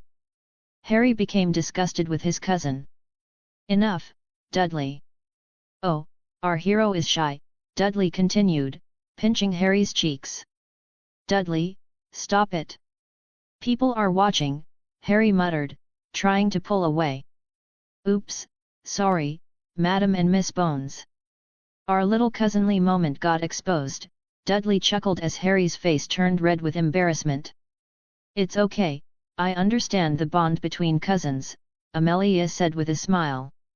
Now, I can see why you're protecting Sirius Black. Do you know where he is now? No, Madam Bones. He's hiding from both Muggles and Wizards, Harry replied. He then saw a hope that Sirius Black could be saved, then began to ask. Can you help him? I would, under normal circumstances, Amelia began, but if the Dark Lord has indeed returned, things are much more complicated. Complicated? Harry asked, concerned. Based on what you've told me, I believe Malfoy, Goyle, and Crabbe are Death Eaters, correct? Amelia questioned. Yeah, they're real Death Eaters, Harry confirmed. Unfortunately, they hold wealth and influence within the Ministry. They could very well sway the vote to keep Sirius Black imprisoned, Amelia explained. On top of that, Narcissa Malfoy, Lucius's wife, and their son, Draco, are related to Sirius. They would have their own reasons for not wanting Sirius to return and reclaim the Black family title. Why? Asked Harry, flabbergasted. It's because the Black family holds a vast amount of wealth and is one of the most influential pureblood families. They can greatly affect the ministry, Amelia revealed. It's like this, Harry, Dudley chimed in, trying to simplify it. If Sirius Black were released, the Malfoys would lose 100,000 galleons and their grip on the ministry. Remember Draco Malfoy? He's always saying, "My father will hear about this, right?" Yeah, he does that all the time, Harry agreed. That's because they wield political power by combining both the Malfoy and Black family names, Dudley explained further. Oh, I get it, Harry said, though it was a bitter pill to swallow. But if I manage to secure a position as Minister of Magic, I could reopen Sirius Black's case. For now, Fudge is probably blocking any chance of Sirius being freed, Amelia added. Wow, that fat old man is really disgusting, Dudley commented, drawing everyone's attention to him. For someone who hold political power and the support of Dumbledore, how dare he trying to deny even after he saw Barty Crouch Jr. and Snape Dark Mark? What? Never seen this handsome wizard before. Dudley posed dramatically, attempting to look more appealing, much to everyone's amusement. He did this for everyone to forget his comment because he didn't intend to gossip about Cornelius Fudge. We shouldn't gossip about someone weaker or someone disgusting, it is not worth your time. So, I hope the next memory will show what really happened last time. Yeah, madam, this one really happened during the tournament. They then watched as Harry navigated the maze, Victor Crumb being under the Imperious Curse, the Cruciatus Curse, meeting Wormtail, and Voldemort regaining his body. After returning to Hogwarts, they saw how Harry was dragged by the fake Moody and how the fake Moody was revealed to be Barty Crouch Jr. The scene changed again, showing how instead of uncovering the truth, Cornelius used a Dementor to silence Barty Crouch Jr. Thank you for showing this memory to me, Mr. Potter, said Amelia Bones. It seems I really need to be careful around Malfoy, Goyle, Crabbe, Knot, and the other Death Eaters. I believe you'll be in danger, Madam Bones, especially when the Dark Lord decides to appear in public, Dudley warned. You're right, Mr. Dursley, she replied, then looked at her niece. Are you worried about Susan? Don't worry, she can live in this house when Cornelius is kicked out of his position, Dudley said. Oh, and it would also be good if you stayed here too. I can turn Privet Drive 4 into a magical household. Chapter 15, The House Elves. Disclaimer, Harry Potter and all of its characters belong to J.K. Rowling. I own nothing but the original characters I make. Chapter 15, The House Elves. Mipsy, massage up there a bit, ordered Dudley. Oh, Mipsy, you're a very good elf. I only taught you once, and you've already become an expert masseuse. Your technique beats the natives in Thailand. While Dudley was in heaven, Harry and Susan watched him quietly. Harry, is your cousin always like that? Asked Susan. No, he started changing this year. Even though we went to Hogwarts, he rarely spoke to me, answered Harry. It's weird. I asked him why he changed his behavior, and his answer was because of you, said Susan. What, because of me? Harry pointed to himself. Yeah, he said that if he had tried to open his heart earlier, you and Cedric might have been saved, replied Susan. Dudley, murmured Harry. Hey, Dudley, why are you monopolizing my house elf? Asked Susan, slightly annoyed. Oh, Susan, I bet you've never felt this. Your house elf is the king of massage. You should open a shop specializing in massages, replied Dudley. Miss Boney, let Mipsy massage you, offered Mipsy. No, Mipsy, you need to massage me first, Dudley rebuked. Hearing this, Susan suddenly regretted agreeing with Aunt Amelia to live here. She began to recall the past. Do you mean the wards in this place are more secure than Hogwarts? Amelia had asked. Yeah, I bet the wards here are even better than at Hogwarts, but they can't block Dementors because Dumbledore never thought they'd send Dementors to attack us, Dudley explained. That's why Harry was safe for 15 years living here. Mr. Dursley, do you mind if Susan lives here? Asked Amelia Bones. Aunt.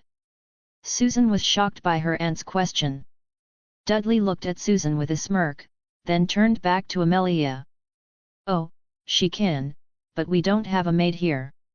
So if you want Susan to live here, maybe you need to let your house elves come here first and tell them to listen to my orders. Or let Susan become my maid, Dudley thought.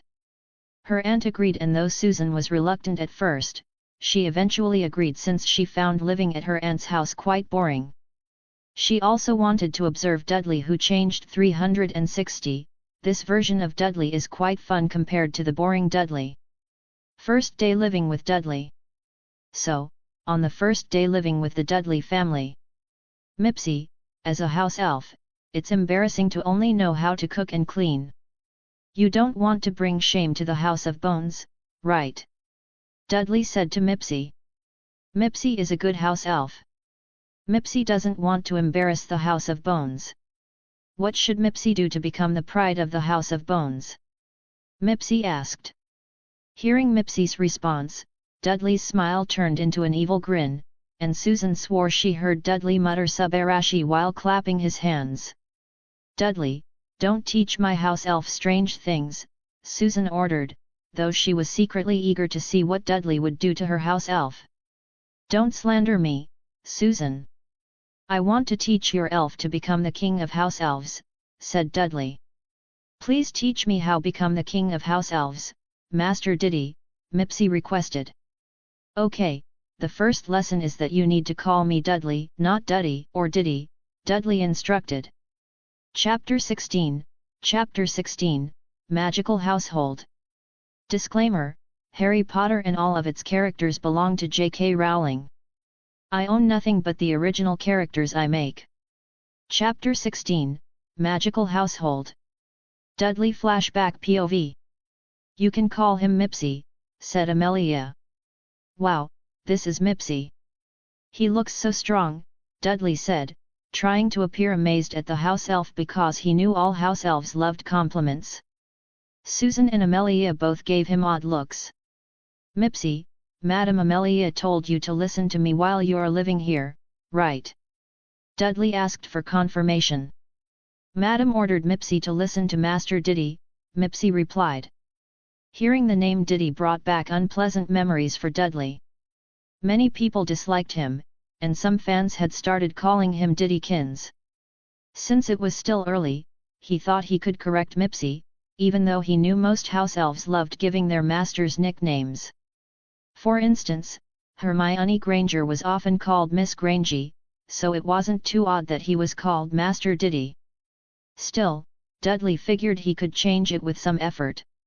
If he remembered correctly, Dobby called Harry the Great Harry Potter, not the Great Harry Potty. Okay, Mipsy, I heard house elves can do magic without a wand, Dudley said, changing the subject. Mipsy can do magic without a wand, Mipsy confirmed, looking excited. Okay, try to levitate that table, Dudley said, pointing to it. Mipsy made a hand movement, directing magic at the table, which rose into the air. After holding it up for a moment, Mipsy let the table drop to the ground. Mom, Dad, come here. Dudley called out, rushing to fetch his parents. Meanwhile, Harry, Susan, and Amelia just watched his behavior. Dudley, once quiet and reserved, now seemed full of wonder. He spoke non-stop and wasn't as clueless as they might have thought. His sudden cheerfulness and extroverted nature intrigued them, especially Harry, who had known Dudley the longest. Your cousin is funny, Mr. Potter, Amelia remarked with a smile. Yeah, Harry replied, still trying to process the change. Are you not close with him? Amelia asked again. When I was younger, he always bullied me. But after we went to Hogwarts, he stopped, Harry explained. Bullied you? But Dudley never bullied anyone in Hufflepuff, Susan interjected. Maybe he just wanted to play with you, but you thought he was bullying you, Amelia suggested, trying to rationalize. She had seen how Dudley teased Harry earlier, pinching his cheeks, which reminded her of her own deceased brother, who used to tease her when they were younger. The memory brought a smile to Amelia's face. However, Harry knew that in the past, Dudley hadn't just been teasing him, Dudley had actually bullied him. Suddenly, Dudley returned to the living room with his parents.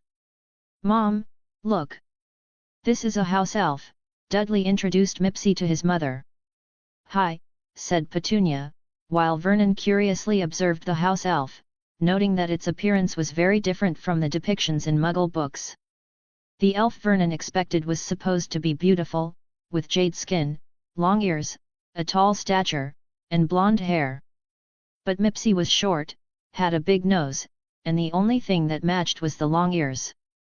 "Hi, madam," Mipsy greeted politely. "Is this an elf?" Vernon asked, still puzzled. "Yeah, this is a house elf," Dudley confirmed.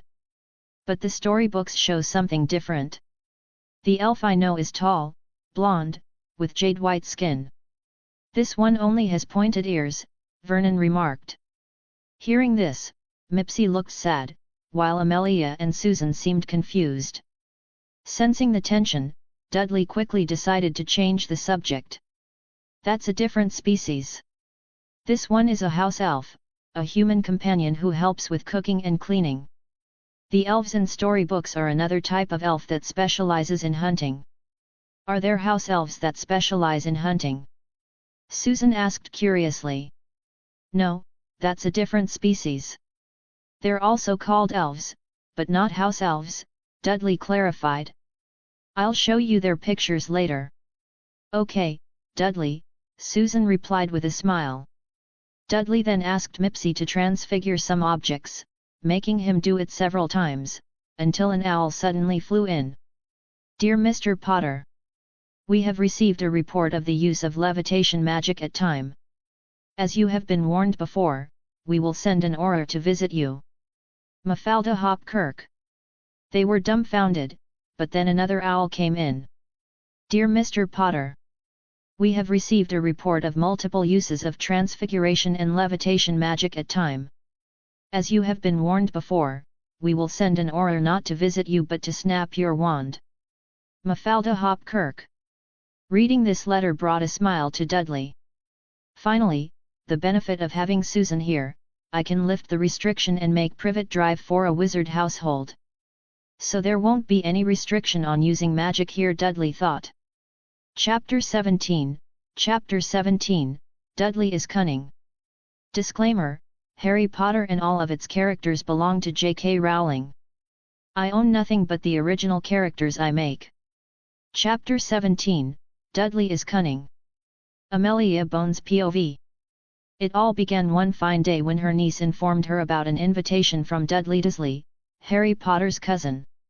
"Aunt, my friend invited you to his house," said Susan. "Your friend?" Hearing this, Amelia felt a headache coming on. Which family was trying to bribe her this time? "Please tell your friend that I'm unavailable because I'm busy with work." "But, it's Harry Potter's cousin," Susan replied. Harry Potter. That name had been quite popular in the Daily Prophet lately, often labelled as a liar and attention seeker. Before Amelia could ask more, Susan handed her a letter. After reading what was written, Amelia agreed to go, partly because she somewhat believed in Harry and Dumbledore. This might be her chance to learn the full story, and she was also curious to meet the famous Harry Potter herself. But what she hadn't expected was the Dementor attack and Sirius Black's appearance. How much had been swept under the rug for such corruption to happen? After capturing Dolores Umbridge, she ordered her team to investigate Sirius Black's trial. But they found nothing, no record of any trial. The only thing Sirius had received was forcible capture and imprisonment.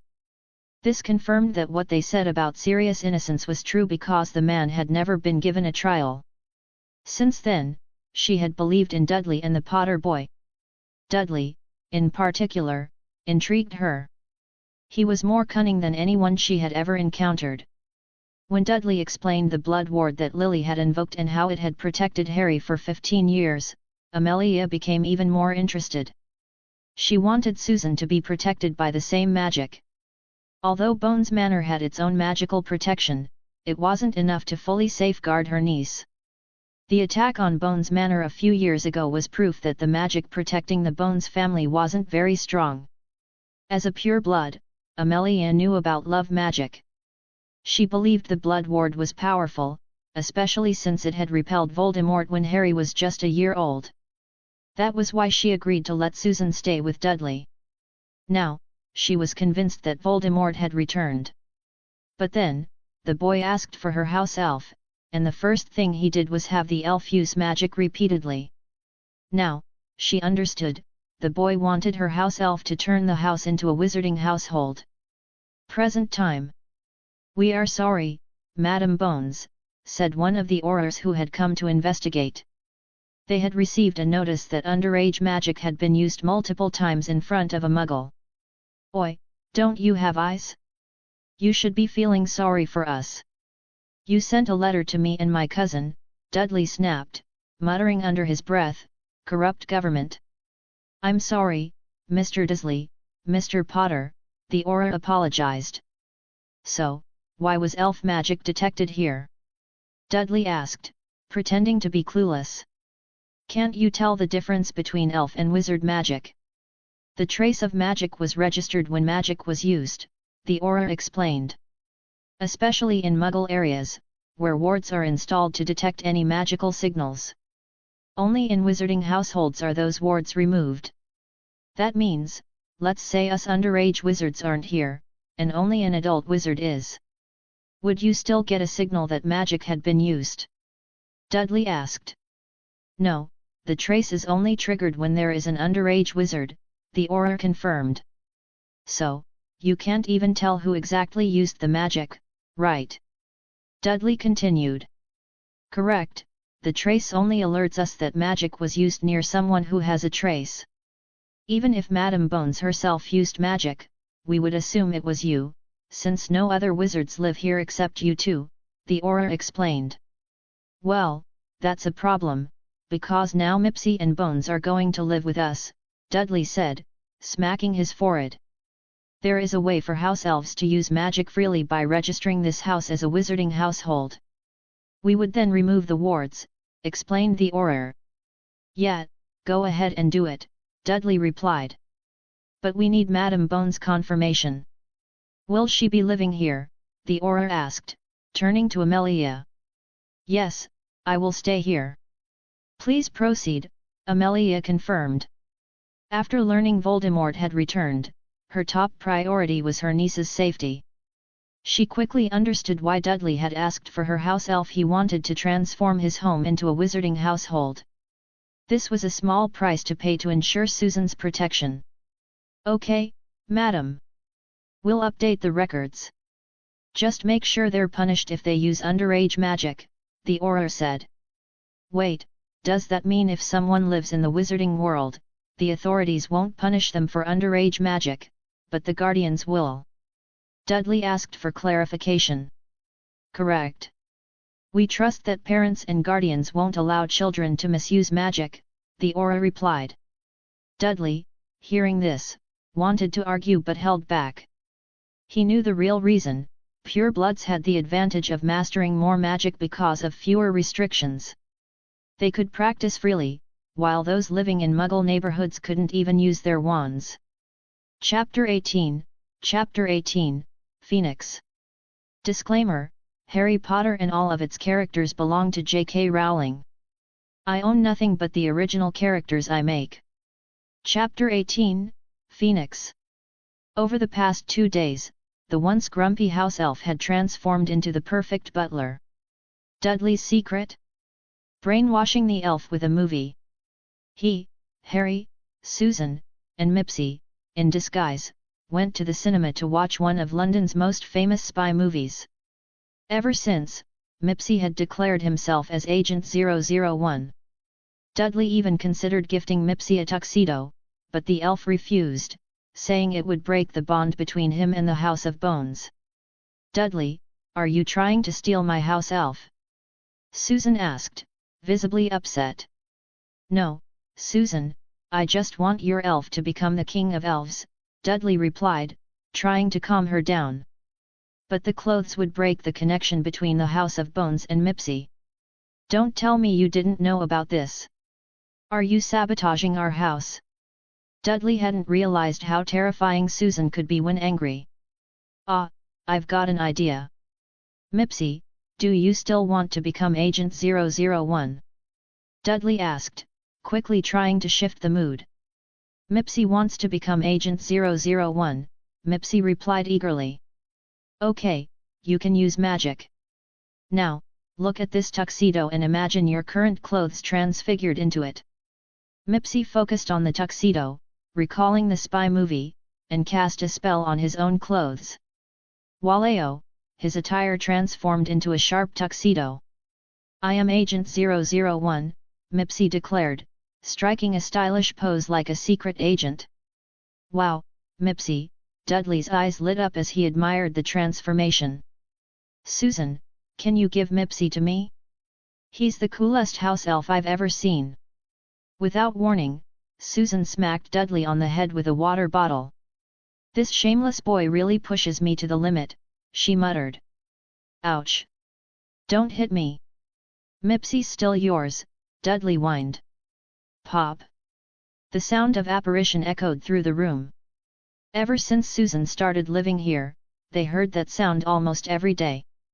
Apparition, a magical form of transportation, produced a noise ranging from a small pop to a loud crack depending on the skill of the wizard.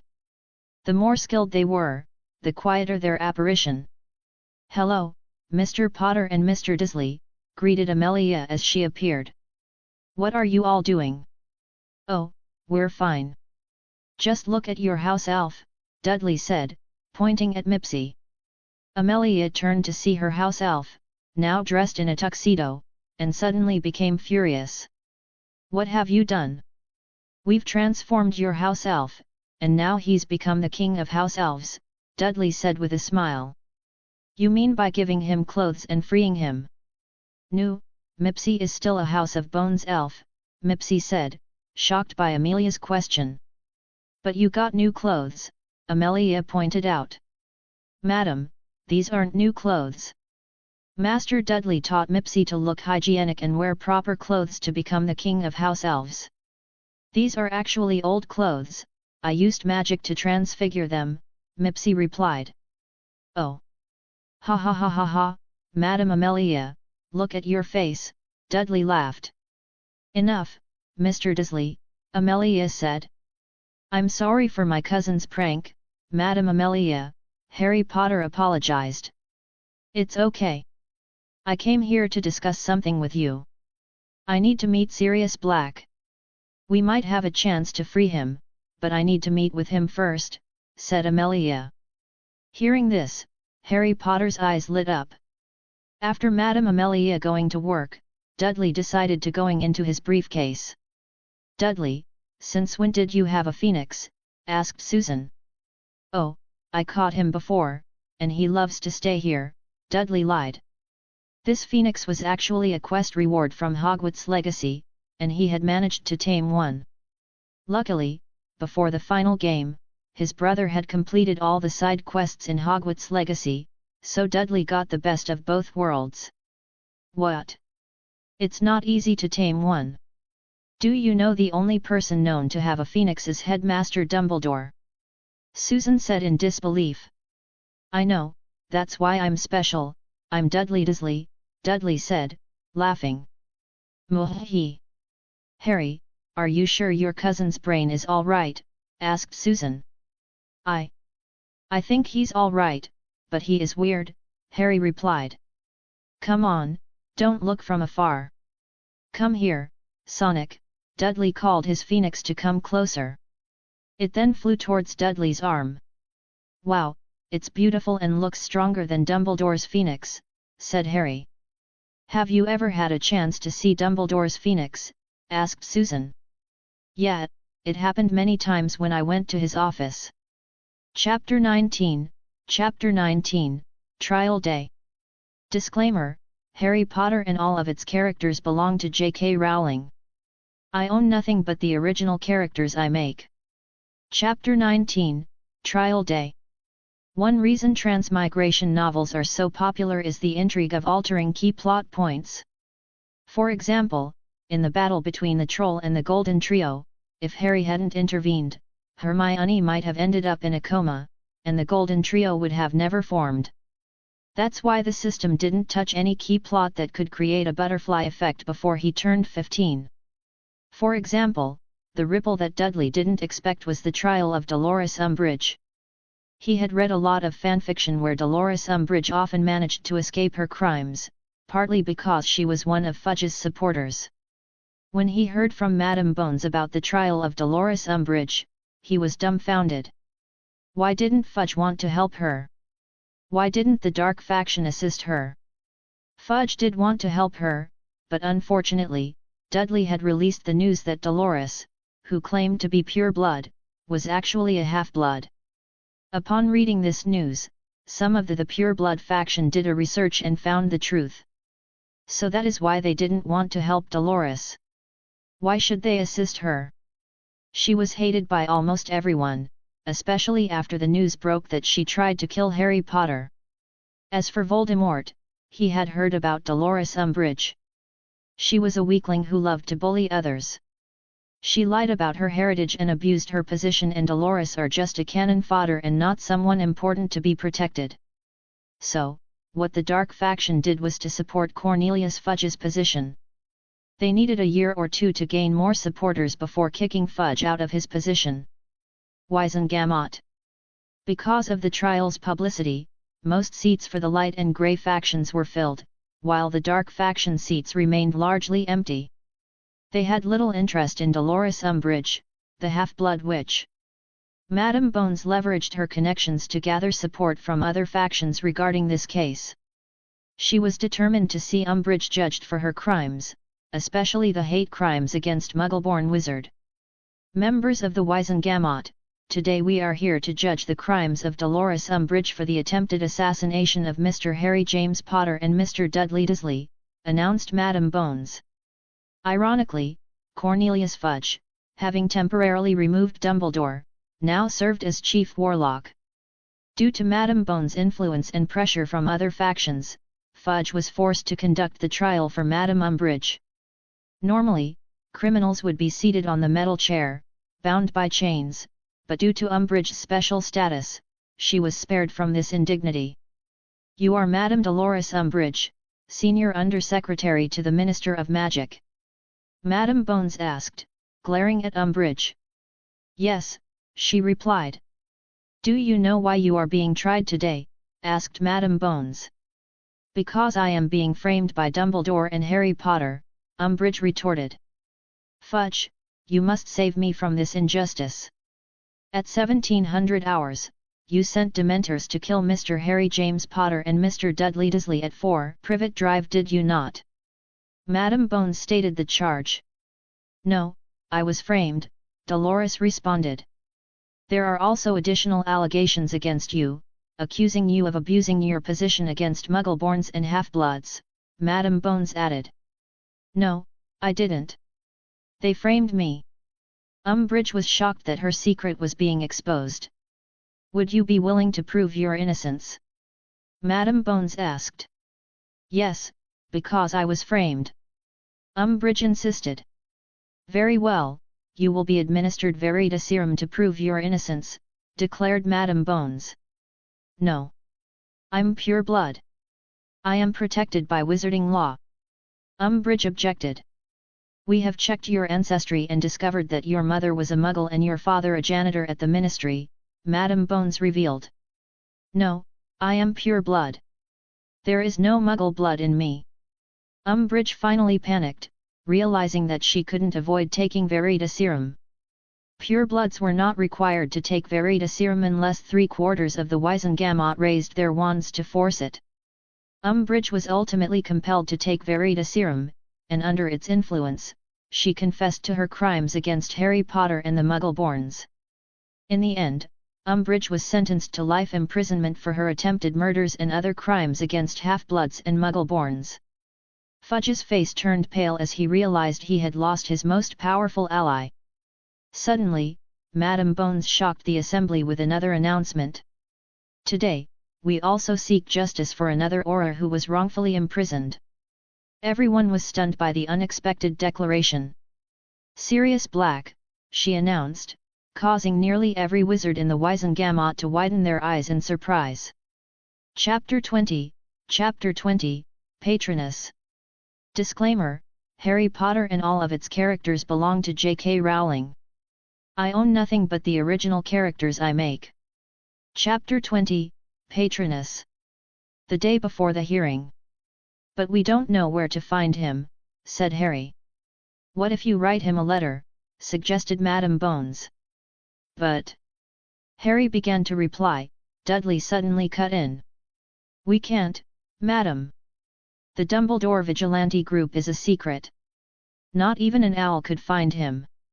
If we want to reach him, we need to send a letter to the Weasley family. Do you mean he's under a Fidelius charm? Asked Madame Bones. Wow, Madam, you're really clever. No wonder you became the head of magical law enforcement, Dudley praised her. A small blush appeared on Madame Bones' cheeks, surprised by the sudden compliment from Dudley. Ha ha ha, Susan, look at your aunt's cheeks, Dudley teased. The sudden conversation snapped Amelia Bones out of her thoughts, and she glared at Dudley. You brat, thought Amelia before deciding to continue the conversation. Madam, how about I send a letter to my friend first and ask for Sirius' whereabouts, or I could ask Professor Dumbledore. Harry suggested. No, Harry, this hearing needs to be kept secret, said Amelia, deciding to reveal the truth. I've seen your memories, and not even Dumbledore managed to get justice for Sirius Black, so we need to take the enemy by surprise. Amelia Bones had decided to handle this secretly, even hiring the Tonks family to help. They agreed not to speak of it to anyone. Ted Tonks had agreed to be Sirius Black's legal counsel, and Nymphadora had decided to keep it secret, telling only her parents, not even the Order of the Phoenix. As an extra precaution, she asked her Aurors to take an unbreakable vow not to reveal or leak any information before the hearing in the Wizengamot. As an ex-girlfriend of Sirius Black, she felt compelled to help him after learning the truth. Ah, I have an idea. How about we send him a patroness, suggested Dudley. Hearing this, Amelia's eyes lit up. Why hadn't she thought of that? But the problem is we can't use magic here, Harry said, feeling a bit regretful. Nah, Harry, we can apparate side by side with Madame Bones, and I also have a phoenix, Dudley said, not realizing he had just leaked his secret, not so secret, to Madame Bones. What? You have a phoenix? She exclaimed. Hogsmeade, near Hogwarts. So we just need to focus on the intention of sending the message to the person, right? Dudley asked Amelia Bones. After arriving in Hogsmeade, they moved closer to Hogwarts, using one of Harry Potter's invisibility cloaks, while Madame Bones simply disillusioned herself. Yes, remember the intention and the message, instructed Madame Bones. Sirius, it's me, Harry Potter. Madame Amelia wants to meet you. She might be able to help get justice for you. This is a secret, don't tell anyone about it. Please come to my house, she'll be there too, Harry thought. Expecto Patronum.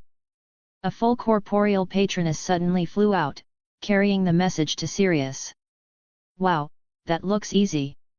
I want to try, Dudley said, closing his eyes. Expecto Patronum. Who did you send a message to? Harry asked. Susan suddenly smacked Dudley's head. Ouch! Don't hit me, Susan. You always target my head. Why not my body? Because your body is full of fat, so the head is a better target, Susan replied. You. Dudley pointed at her. May I ask to whom you sent the message? Madame Bones asked. Oh, it is. Spoiler Patroness. Suddenly, a patroness in the shape of a bird flew inside a mansion. Tommy is a coward, Tommy is a son of a muggle, Tommy just knows how to hide, Tommy doesn't have a nose, Tommy is afraid of Dumbledore. After a minute, all the Death Eaters fell silent as they noticed Voldemort's face full of rage. Find out who is playing this prank on me. Suddenly, another patroness flew in. Chapter 21, Chapter 21, Innocence. Disclaimer: Harry Potter and all of its characters belong to J.K. Rowling. I own nothing but the original characters I make. Chapter 21, Innocence. Sirius Black, Remus Lupin, James Potter, and Peter Pettigrew are examples of how bullies might enjoy their time temporarily, but in the end, they all face their own punishments. James Potter died protecting his wife and son. While he is remembered as a hero, his own son was later bullied by his cousin. Remus Lupin lived in solitude, without a job, and was shunned by society. Sirius Black spent 12 years imprisoned, facing Dementors every day. Peter Pettigrew was forced to live as a rat for 12 years and was eventually killed by Voldemort's magic. This F4 or Flower 4, known as the Marauders, were very popular during their era. They called their pranks harmless, but those on the receiving end saw them as bullies. Even in the modern world, some K-pop trainees who bullied others during their school years eventually face punishment, shunned by netizens. They may enjoy fame for a moment, but when their scandals are exposed, their light is overshadowed by darkness. For Sirius Black, the man who escaped from prison, his greatest wish was to leave his family home and taste freedom again. While constantly worrying about his godson, Harry Potter, but his meeting with Amelia Bones a few days ago opened the possibility of finally receiving justice. Suddenly, a light flew in, it was a stag patroness. James, murmured Sirius Black. Then, Harry Potter's voice came from the patroness, urging Sirius to meet him. Sirius, it's me, Harry Potter. Madame Amelia wants to meet you. She might be able to help get justice for you. This is a secret, don't tell anyone about it. Please come to my house, she'll be there too. Hearing this, Sirius felt a surge of happiness. He wanted to reply but remembered he didn't have a wand. Creaker, he shouted. Did you hear anything? Sirius asked. Yes, I heard that bastard master wants to meet filthy wizards, Creaker muttered with a grievance. Shut up, Creaker, Sirius said, while the elf was forced to remain silent due to family magic.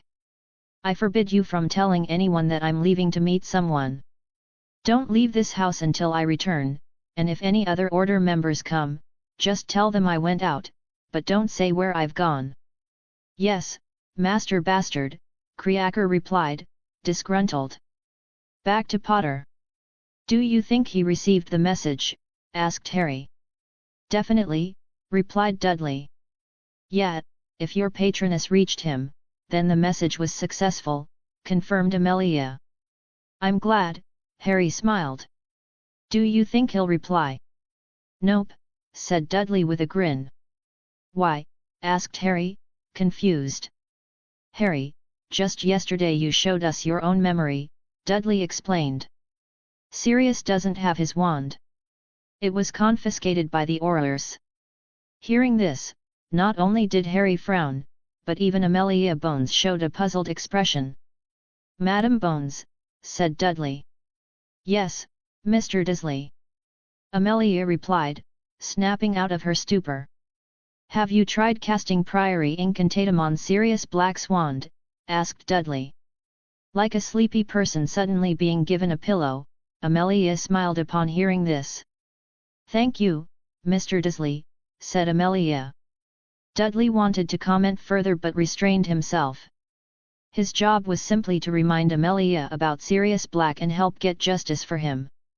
Privet Drive 4 at night. The Dursley house was usually quite boring, but after Amelia and Susan moved in, everything changed. With the help of a house elf, Dudley managed to expand the rooms using rune expansion magic. It was similar to what Arthur Weasley did to his flying car, now a broken car. The car malfunctioned back in year 2 when Ron and Harry decided to get to Hogwarts using it. Vernon and Petunia, who used to hate magic, had now started to embrace magical appliances or muggle appliances enhanced with magic, and they were loving it. Dudley even shared the story of Nicholas Flamel, the man who could turn something into real gold. Upon hearing this, Vernon saw potential in investing in magic. Petunia, who had always secretly wished to be a witch, listened with a touch of jealousy. Luckily, Mipsy, the house elf, overheard Petunia's wishes. Afraid of the elf being mistreated, Dudley had taught his mother about house elves' weakness: they can't handle compliments. If someone compliments them, they'll be over the moon, and their loyalty will increase. Ding dong! The doorbell rang. "I think that's Sirius," said Dudley. Harry's eyes lit up upon hearing his godfather was coming. And sure enough, when they opened the door, they saw the big black dog. "Come in, Sirius," invited Dudley, and after Sirius entered the house, he tightly closed the door. Mufflieto, Dudley cast the spell. "Mr. Dursley, even though this is a magical household, you are still underage and cannot use magic," Amelia glared at Dudley sternly. "I'm sorry, Madam Amelia," Dudley apologized, realizing that she, being a Hufflepuff, was fair but firm. He could perform magic behind her back when she wasn't around, but it wasn't wise to test her limits right in front of her. "The spell I used blocks sound. I don't want Dumbledore's vigilante group spying on us." Hearing this, Amelia accepted his apology. "Okay, but there won't be a next time," Amelia warned. Sirius, who had just entered in his animagus form, transformed back into his human form. "Amelia, thank you for inviting me," said Sirius Black. "I'm willing to take the vow we discussed if it will prove my innocence." "Don't worry, Mr. Black. I've completed my investigation, and we discovered that you never received a trial. We also found your wand, and the last spell you cast was not Bombarda, so your testimony stands. I called you here to discuss something important. It is your upcoming trial," said Amelia. "Will he really get a trial, Madam Bones?" asked Harry excitedly. He had longed for his godfather to be formally cleared of all charges. Chapter 22, Justice. Disclaimer: Harry Potter and all of its characters belong to J.K. Rowling. I own nothing but the original characters I make. Chapter 22, Justice. "Yeah, I'll use my power to make sure he gets justice," Amelia smiled. "Amelia, long time no see," greeted Sirius Black. He had once worked under her small team in the Auror department. At that time, Amelia was just a junior leader managing a small group of Aurors. She was 7 years older than him, but that didn't stop Sirius from flirting with her. Unfortunately, it was wartime, and Amelia had no interest in romantic feelings, especially toward a younger man. Speaking of Amelia, she came from one of the sacred 28 pureblood families. Voldemort once tried to recruit the Bones family to join the Death Eaters, but they refused because they didn't believe violence could lead to peace. Moreover, the Bones family valued friendship and had strong Hufflepuff values. This rejection led to the assassination of most of the Bones family by Death Eaters, leaving only her niece Susan Bones alive. The rest, her brother, sister-in-law, father, and mother, were killed. According to rumors, Voldemort himself may have been there during the attack. Amelia and Susan survived because they were elsewhere at the time. The Death Eaters ambushed the Bones family at home, and though 8 of them died in the attack, they succeeded in their mission. "Sirius Black, nice to meet you again," smiled Amelia. "As I mentioned before, I called you here to discuss your trial." "I understand, and thank you, Amelia," said Sirius with relief. Harry, hearing this, smiled widely and hugged his godfather. "I believe you're innocent, Sirius, but you still committed a crime back then," Amelia suddenly said, bringing up another matter. "What?" Harry was shocked. Sirius, too, looked puzzled. What crime? Your animagus form, Amelia explained. According to the law, you're required to register it with the Ministry of Magic's Department of Magical Law Enforcement, which is under my department. Does Sirius have to go back to Azkaban? But he's already served 12 years there. Harry panicked. Don't worry, Mr. Potter. He won't need to return to Azkaban, Amelia assured him. After the trial, you'll just need to register, Mr. Black. Okay, Amelia, Sirius grinned, finding the situation rather amusing. Back to the present. He is a criminal, someone shouted as Sirius Black entered the courtroom. Most members of the Wizengamot were panicking at the sight of Sirius Black, free from chains and looking healthy. Sirius had taken the time to make himself presentable, wearing expensive robes and even getting a haircut. If Lucius Malfoy were present, he might have felt anxious, knowing that the wealth of the Black family would not fall into his son's hands, as the true Lord Black had returned. What are you doing? Chain him, or he'll escape! Fudge exclaimed in a panic, while other wizards around him nodded in agreement. There's no need to worry. We've ensured he has no wand, Amelia said calmly, signaling her Aurors not to restrain Sirius Black. Small team of Aurors were aware of today's trial because Amelia had gone to great lengths to keep it secret. The Aurors assigned to this task had taken an unbreakable vow, ensuring they wouldn't leak any details by speaking or writing about it until the trial began. This explained the confusion among many Aurors, who, though startled by the sight of Sirius Black, followed Amelia's orders rather than Cornelius Fudge, who technically held a higher office. They simply guarded the Wizengamot, ensuring order despite the rising tension. Are you certain? Fudge asked, casting a doubtful glance at Amelia. Yes, don't worry. Today, Sirius Black is here for a trial, Amelia confirmed. Fudge suddenly remembered Harry Potter's plea 2 years ago, claiming that Sirius Black was innocent and that Peter Pettigrew was still alive. Fudge had dismissed Harry's words back then, even branding him a liar. As he calmed down, panic began to rise within Fudge. If Sirius Black were proven innocent, it would tarnish his reputation. Though he wanted to cancel the trial, it had already begun, and there was no turning back. Trial begin. Sirius Orion Black, are you willing to testify truthfully at today's trial? Asked Amelia. Yes, I'm willing, replied Sirius Black. As a pure blood, it is impossible to administer Veritaserum without a 2/3 majority of the Wizengamot. So, are you willing to take this serum to prove your innocence? Asked Amelia while showing the Veritaserum. I'm willing, please administer it to me, replied Sirius confidently. The accused has given his consent to use Veritaserum. Please confirm that this potion is indeed Veritaserum and verify that Sirius Black has not consumed any other potion beforehand, ordered Amelia, handing the Veritaserum to the Wizengamot staff. After confirming it, one of the Aurors administered 3 drops of Veritaserum to Sirius Black. After a while, his eyes became unfocused. The potion has taken effect, confirmed the Auror. Hearing this, Amelia Bones began to question Sirius about the past. Is your name Sirius Orion Black? Asked Amelia.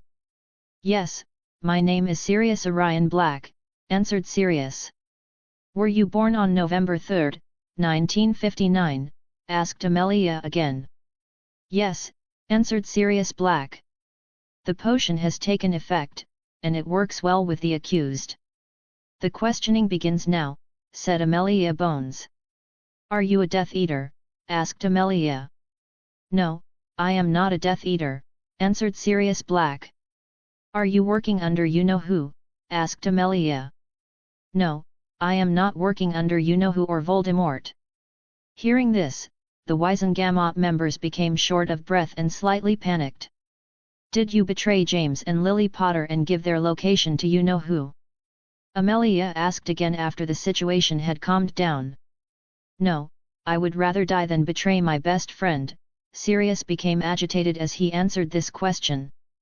"Did you kill Peter Pettigrew and the Muggles?" asked Amelia. "No, I didn't kill the Muggles, and Peter Pettigrew managed to escape."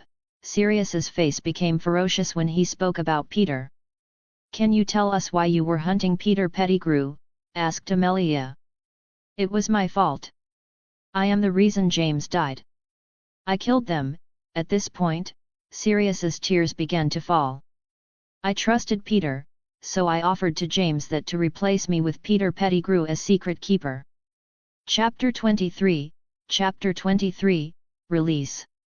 Disclaimer: Harry Potter and all of its characters belong to J.K. Rowling.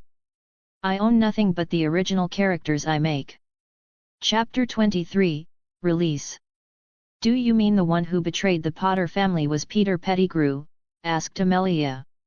"Yes, after I realized his betrayal, I decided to hunt him down. I eventually found him, and he shouted that I had betrayed the Potter family. Before I could cast a curse at him, he blew up the entire street, killing the Muggles there."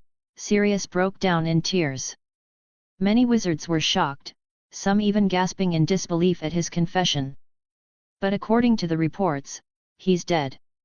Peter is dead, and for all these years, we haven't found him," said Amelia. "That's because he's an animagus, and his form is a rat. It's almost impossible to find him," revealed Sirius. "If it's impossible, how did you find him so easily?" Cornelius Fudge cut in, an interruption considered quite rude. However, the man was panicking, as he had been the one who ordered the Dementor's kiss and had denied Harry Potter's claims, branding him a liar. "Because I, too, am an animagus, and I can recognize his scent, even in his rat form," Sirius revealed, dropping another bombshell. "You're an animagus?" Fudge smiled, sensing a potential weakness. "There are only 7 registered animagi, which means both you and Peter are unregistered, illegal animagi." "Yes," Sirius admitted, but before Fudge could speak further, Amelia cut in sharply. "Thank you, Minister, but he's already been registered as a legal animagus," said Amelia, clearly frustrated that Cornelius had interrupted her questioning. "What? But he himself admitted to being an illegal animagus." Fudge was clearly unwilling to let it go. "When he met with us, he informed us about his animagus form, and we registered him with the Department of Magical Law Enforcement," Amelia explained. Hearing this, Fudge, who had been standing, slumped back into his seat, his body deflated. "Orders, please administer the Veritaserum antidote," Amelia ordered. "The confession is complete, and now we will proceed to the vote. Those who vote that Sirius Black is guilty of all charges, please raise your wand," said Amelia. No one raised their wand. "Those who vote that Sirius Black is innocent of all charges, please raise your wand," Amelia continued.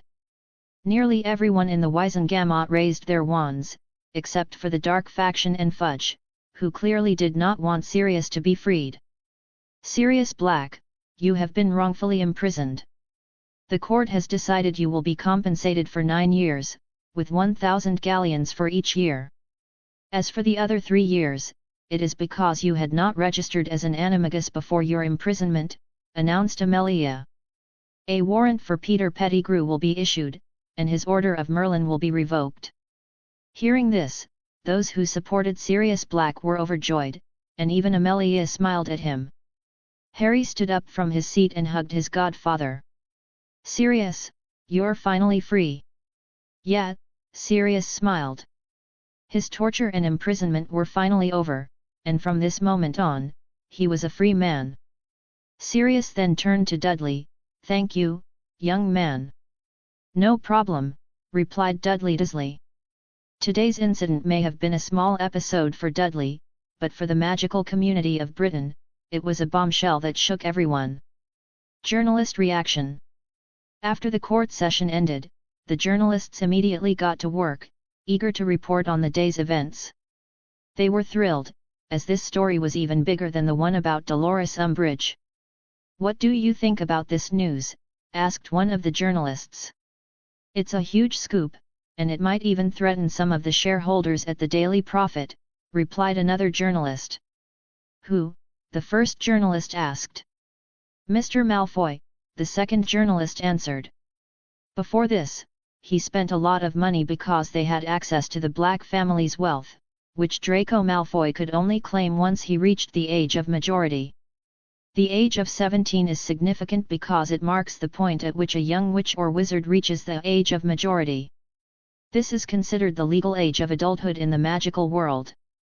At 17, they are allowed to perform magic outside of school without restrictions, and their trace a magical tracking charm used by the Ministry to detect underage magic is removed automatically.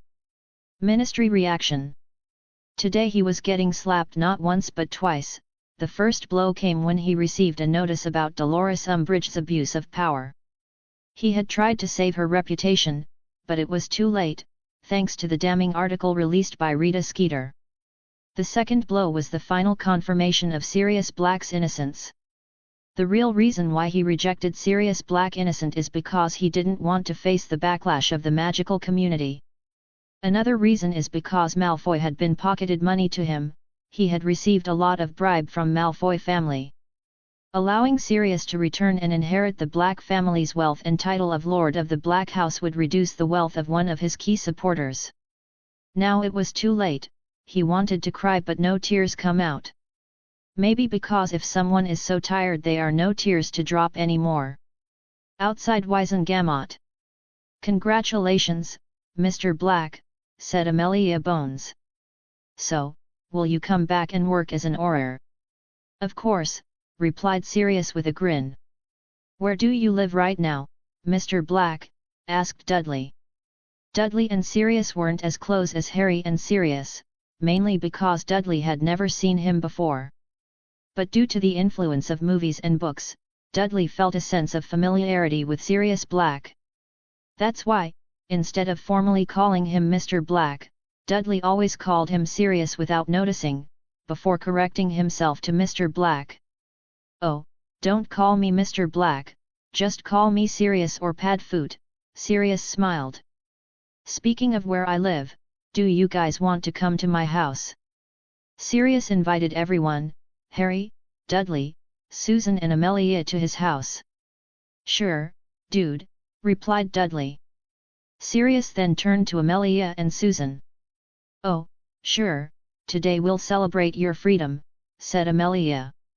Harry was the happiest with the news. He smiled non-stop. Chapter 24, Being Plotted. Disclaimer, Harry Potter and all of its characters belong to J.K. Rowling. I own nothing but the original characters I make. Chapter 24, Being Plotted. Voldemort POV. Since he was young, he knew he was different from others. He could talk to snakes, something no one else could do. He could even read people's thoughts just by looking into their eyes. On top of that, he could do extraordinary things like making objects float. That's why he kept a low profile and never showed his abilities to adults. The only ones who knew about his powers were the children in the orphanage. Even the adults began to grow wary of him, or more accurately, afraid. But everything changed one day when he received a letter from Hogwarts, and Professor Dumbledore came to visit him. He was told that he wasn't the only one who was special. The abilities he had been using were actually magic, and there were many other wizards living in hiding all over the world. At Hogwarts, people were divided by blood status, and he became a victim of prejudice because of his name, Tom Marvolo Riddle. He despised being looked down upon and became obsessed with blood purity. He began researching family records at Hogwarts, hoping to find a connection to the Riddle family. But eventually, he had to face the truth: his father had never been a wizard. But the person who was a wizard was his mother. He despised her because she was weak and chose death over living for her own child. He resumed his search, and this time he discovered something: Marvolo Gaunt had attended Hogwarts. At last, he found his true family, the Gaunts. He also tracked down his father and killed him. Why? Because he was a maniac who hated his Muggle side, a psychotic criminal. At Hogwarts, his time wasn't always bright. He was ridiculed, but over time, people began to see him differently. He started displaying his abilities, such as Parseltongue, to his inner circle. He had everything others desired, his looks could even rival those of the Black family, known for their beauty among wizards. He was intelligent, outshining the Ravenclaws, smooth-talking, skilled at making friends, and even managed to stay on the good side of the teachers. A natural legilimens, and with all these traits combined, he became the most popular student at Hogwarts. The only thing he lacked was empathy and love. He never understood love, no matter how many people told him or showed him what it was like. This was because he was the product of a love potion. Those conceived through the use of a love potion could never truly comprehend love. It becomes even more dangerous if the person who drank the potion was a man and also a muggle. If the one who drank the potion had been a witch, then Voldemort likely wouldn't have been cursed with a lack of empathy and love. He began gathering followers, and long story short, he finally launched his attack in the 1970s, more than 20 years after finishing his studies at Hogwarts. At first, he targeted Muggle society, and their secrecy was almost exposed. But then the Aurors intervened, rescuing the situation and modifying their memories. Although he had launched many attacks, Voldemort never targeted Wool's orphanage because he considered it his way of showing gratitude for being raised there for free. You once showed compassion to this orphan, he thought, and now, Lord Voldemort has shown mercy by sparing Wool's orphanage. Afterward, his forces began targeting Muggle-borns and half-bloods. The real turning point came when he attacked pure-blood families because they had rejected him.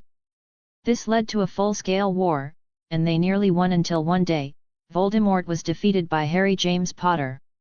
He tried to regain a body using the Philosopher's Stone but failed, due to the protection magic Harry's mother left behind. After Peter Pettigrew, also known as Wormtail, returned to him, Voldemort began plotting against Harry Potter once more, eventually succeeding in regaining a stronger body. There was something Voldemort didn't understand during his duel with Harry, so he sought the prophecy that spoke of their connection. But his thoughts were interrupted by his followers reporting back from the Wizengamot. What? Voldemort was surprised. Are you sure he's been released? Yes, my lord. Sirius Black has been found not guilty. Crucio. Voldemort cursed the informer. Why didn't you stop them? Arg. Voldemort released the spell. My lord, there were only a few of us present. Members like Crabbe, Goyle, Malfoy, and Nott weren't there. So Sirius won easily because no one from our side was there to oppose him.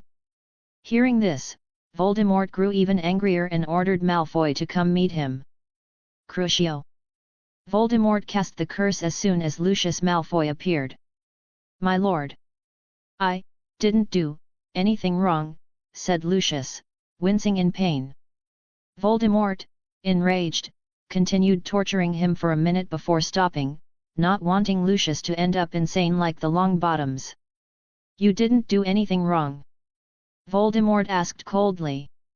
Yes, my lord, everything was going according to plan, then suddenly you became angry, Malfoy replied, sweat forming on his forehead. Do you know Sirius Black has been released? He was found not guilty, and now our plan has failed, Voldemort revealed in a menacing tone. What? How is that possible? I received no news, Lucius exclaimed, shocked. His plan had been to lead Harry to the Department of Mysteries and retrieve the prophecy. Little did he know that the prophecy was actually a trap set by ancient magic, which had decided that Voldemort needed to be eliminated. Ancient magic differs from normal magic, it is alive and has its own thoughts and will. People believed prophecies were set in stone, but in truth, ancient magic is a living force and the reason why people are born with magical abilities. Author notes, I didn't like prophecy or predicting something because of what happened to my country. People were killed after they went to shaman, the innocent person was tortured before he died. That is why in this story prophecy mean is the trick from ancient magic. For example, Voldemort had crossed the line, so ancient magic decided to punish him by tricking him into believing his demise. Chapter 25, Chapter 25, Outside the Box. Disclaimer: Harry Potter and all of its characters belong to J.K. Rowling. I own nothing but the original characters I make. Chapter 25, Outside the Box. Tell me, Lucius, what should we do now? Asked Voldemort. Our month-long plan has been thwarted, and I need that prophecy. My lord, replied Lucius Malfoy helplessly. After what happened in the graveyard, Voldemort wanted to hear the rest of the prophecy. He still had no understanding of why those dead people emerged from his wand in the form of illusions. Even though there was no one else on Potter's side, Harry still managed to escape from his grasp. Then Severus brought big news: Dumbledore had been keeping Harry Potter isolated. From what Severus learned, Dumbledore believed that Harry could sometimes see visions of Voldemort. This was because of some kind of magical connection between them, and Dumbledore didn't want Voldemort to use that connection to spy on the Order's secret missions. For an entire month, they avoided contacting Harry and left him alone at 4 Privet Drive. Curious, Voldemort dived deeper into his occlumency practice and discovered a sort of window that hadn't appeared before. He attempted to peek through the window but encountered a barrier preventing him. Voldemort suspected that crossing it would be dangerous. Instead of risking crossing the barrier, he decided to send a false memory to Harry. He conjured the fake memory and sent it to enter the window, it go without any trouble, and he believed his magic was a success. After that, Voldemort received another report from Severus. Harry Potter had sent a letter to Dumbledore regarding his scar. The boy had felt pain on his scar and saw a vision which he believed came from Voldemort. Now, Voldemort realized he could no longer use Sirius as a hostage and would need someone else for the plan. Do you have an answer? Voldemort asked again. No, my lord, Lucius replied, clearly shaken, knowing full well that Voldemort was truly angry. Then just change this. I need you. Voldemort said, before revealing his new plan to Lucius.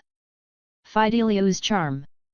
So, where's your home, Sirius? Dudley asked. It's in. Sirius started but then paused. They waited, but Sirius remained silent. Harry, noticing Sirius's hesitation, asked, Where is it, Sirius? It's in. Sirius tried again but couldn't say 12 Grimmauld Place. Aha! I get it, it's under the Fidelius's charm, right? Dudley asked for confirmation.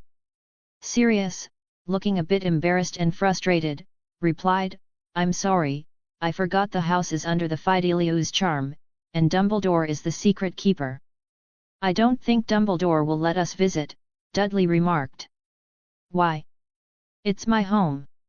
Sirius tried again but couldn't say Grimmauld Place. Because Madame Amelia and Susan are with us, Dudley explained. I believe Dumbledore might be cautious about that. So, does that mean we're not included? Susan suddenly cut in. No, we'll celebrate together, Sirius replied firmly. Don't worry, Mr. Black. We hope you'll be happy, Amelia Bones added with a smile. You're a marauder, right? Dudley asked, shifting the mood. Why? Sirius looked at him, curious. How about we do it marauder style? Dudley grinned mischievously. Harry, Susan, and Amelia exchanged confused looks, while Sirius suddenly grinned widely. All right, we'll do it marauder style. Sirius said enthusiastically. But how? He wanted to prank the Order members but quickly recalled that there was no way to bypass the Fidelius's charm without the secret keeper revealing the address. That's why it was used to hide from Voldemort in the first place. There are two ways, Dudley said confidently. Both Sirius and Amelia looked at him, intrigued. They had never heard of the Fidelius's charm being bypassed before. Dudley remembered how Corbin Yaxley had managed to enter 12 Grimmauld Place despite the Fidelius's charm by using the Flow network. Even though the house was protected by the charm, once inside the Flow channel, they could bypass the barrier. But Dudley had another theory for how to get around it. "My first theory," Dudley began, "is that if Sirius walks into the house while holding our hands, even if we can't see the house, we'd still be there and can enter the house. So, this might work.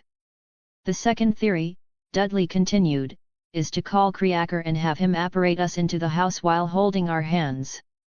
"So, what do you think of my theory?" Dudley asked. Sirius was dumbfounded. Theoretically, they could indeed enter the house, but he had never considered that the Fidelius's charm might have such a weakness. Even Amelia was impressed by Dudley's thinking, having never known that there might be a way to bypass the Fidelius's charm. Harry and Susan thought it was an excellent idea, though they didn't know much about Fidelius's magic, so they weren't as amazed as Sirius and Amelia. "It's a good theory," Sirius agreed. "Yes, it's definitely possible. We'll need to test it," Amelia added, still impressed. "Sirius, try calling your house elf," Dudley suggested. "Creaker." Sirius called. "Pop." "Bastard master calls Creaker again," grumbled the house elf, clearly disgruntled. Sirius clenched his fists in anger at Creaker's attitude. "I'm sorry about my house elf," Sirius apologized to the group. "Creaker, we need you to apparate us to the House of Black," Dudley said firmly. "Who is this filthy mudblood daring to order Creaker?" If Mistress Walburga knew Creaker was speaking to a mudblood. Creaker trailed off angrily. Sirius, enraged, moved to hit Creaker, but Dudley stopped him. "Let it go, Sirius. We need to test if the theory works." "This time, you ask him," Dudley suggested. "Creaker, can you apparate directly into the house?" Sirius asked through gritted teeth. "Of course Creaker can do it. Why does the bastard master want to know?" Creaker replied, confused. "Can you apparate someone else into the house?" Sirius asked again. "Creaker can only apparate those with black blood running through their veins," Creaker answered. "I cannot bring mudbloods and filthy half-bloods into the house." It all made sense now. The House of Black, being an old pure-blood family, must have wards in place to prevent outsiders from entering. So, option 2 is invalid, Dudley concluded. "Looks like we'll have to try option 1. Chapter 26, Marauder. Disclaimer: Harry Potter and all of its characters belong to J.K. Rowling. I own nothing but the original characters I make. Chapter 26, Marauder. Pop. Blurg. Dudley vomited. The first experience of sight-along apparition was really uncomfortable. Moreover, Sirius Black hadn't used magic in many years, having been in Azkaban. He had only just gotten his wand back today, and though he knew how to apparate, it wasn't smooth. Luckily, he managed to apparate without losing any fingers. Pop. Blurg. This time it was Harry's turn. Looking at his cousin, he knew it wasn't Harry's fault, it was Sirius' rough apparition. "Are you okay, Harry?" Sirius asked, concerned.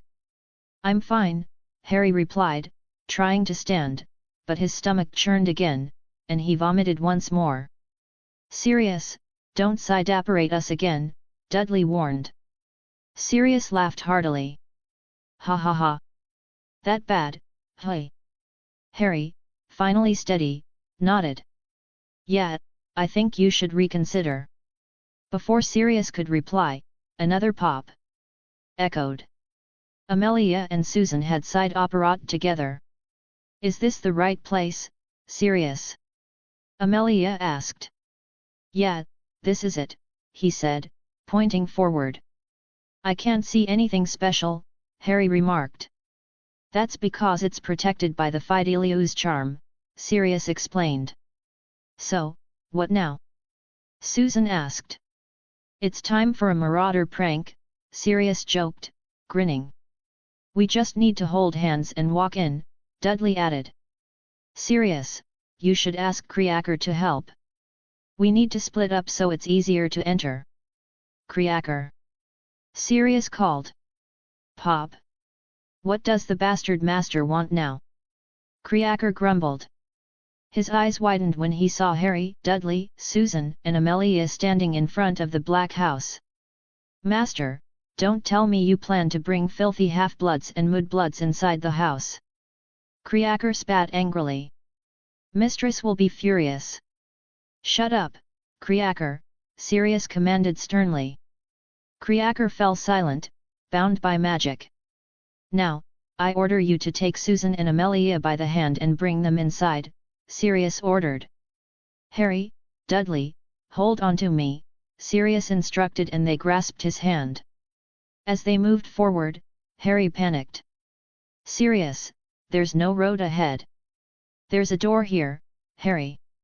Just keep walking, Sirius reassured him. With growing anxiety, Harry, Susan, and Amelia continued, but Dudley had an idea. I think we should close our eyes. There aren't any stairs, right? Good idea, Dudley. No stairs, Sirius confirmed. They all closed their eyes. A few moments later, Sirius and Creaker stopped. Open your eyes, Sirius said. When they did, they found themselves inside the house. We did it! Dudley exclaimed. He had successfully broken through the ancient magic of the Fidelius charm. Dudley, Harry, and Susan were celebrating their triumph as curse breakers. Coincidentally, Dumbledore, Tonks, Kingsley, and Bill were inside the house. Hearing the commotion, they rushed over, stunned. Harry Potter! Dumbledore said, shocked. He was the secret keeper. How had they managed to find their way in without his permission? Dumbledore POV. Albus Dumbledore had a really rough year. First of all, Cornelius Fudge decided to paint him as a villain and a liar. He was removed from his position as Chief Warlock of the Wizengamot and fired as Supreme Mugwump of the International Confederation of Wizards.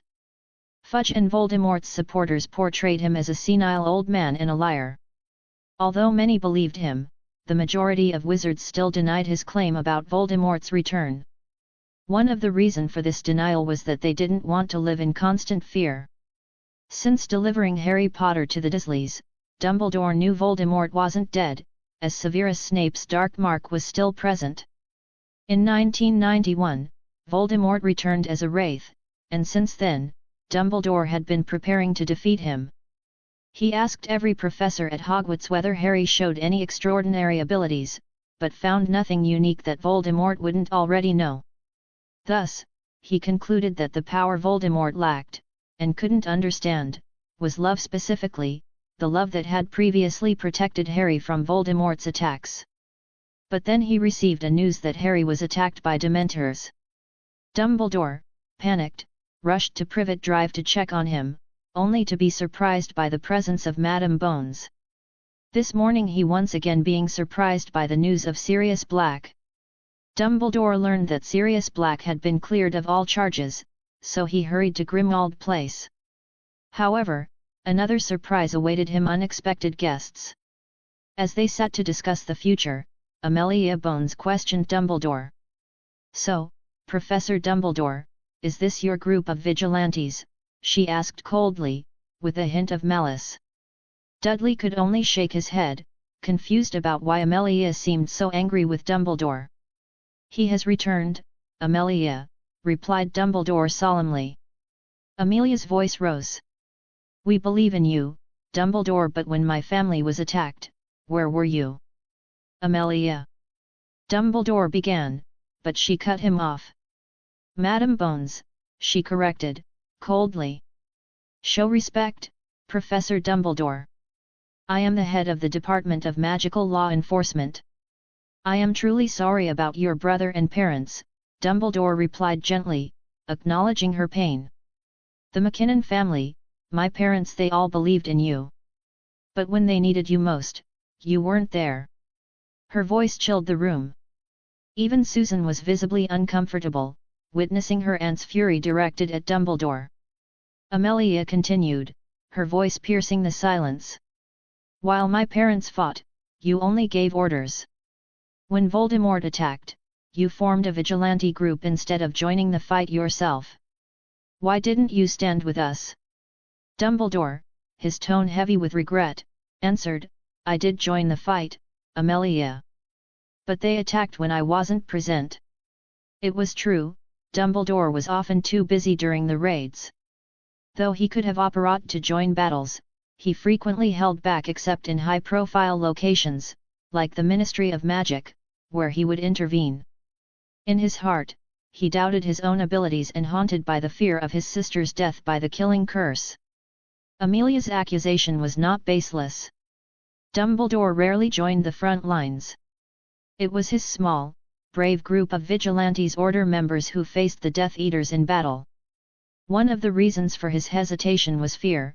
If he lost in a duel, Voldemort could effectively win the war because he is the backbone of the Muggle-born wizards. Voldemort, too, feared Dumbledore, the only wizard he dreaded facing directly. Dumbledore knew he had aged, while Voldemort's body was young and full of vitality.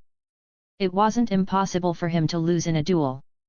And beyond that, he was wary of facing multiple enemies at once. This is why he often chose to fight only when backed by allies, where his intervention would deal a blow to enemy. Chapter 27, Chapter 27, Invited. Disclaimer: Harry Potter and all of its characters belong to J.K. Rowling. I own nothing but the original characters I make. Chapter 27, Invited.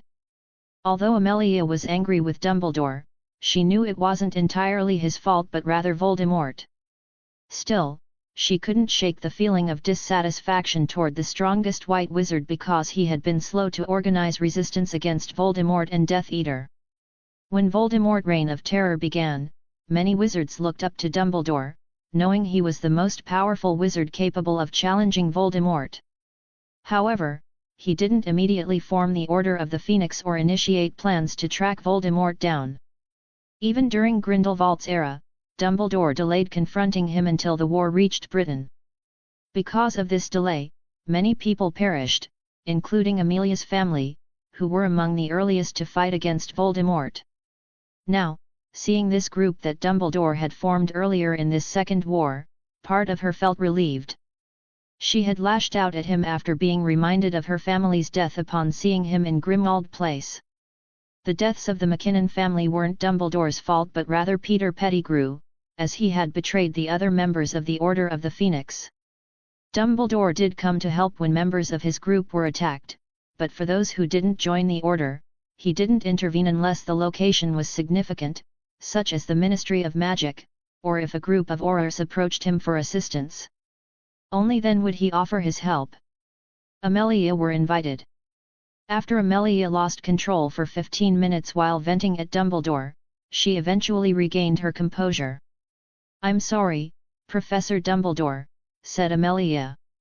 No, I should be the one apologizing, replied Dumbledore.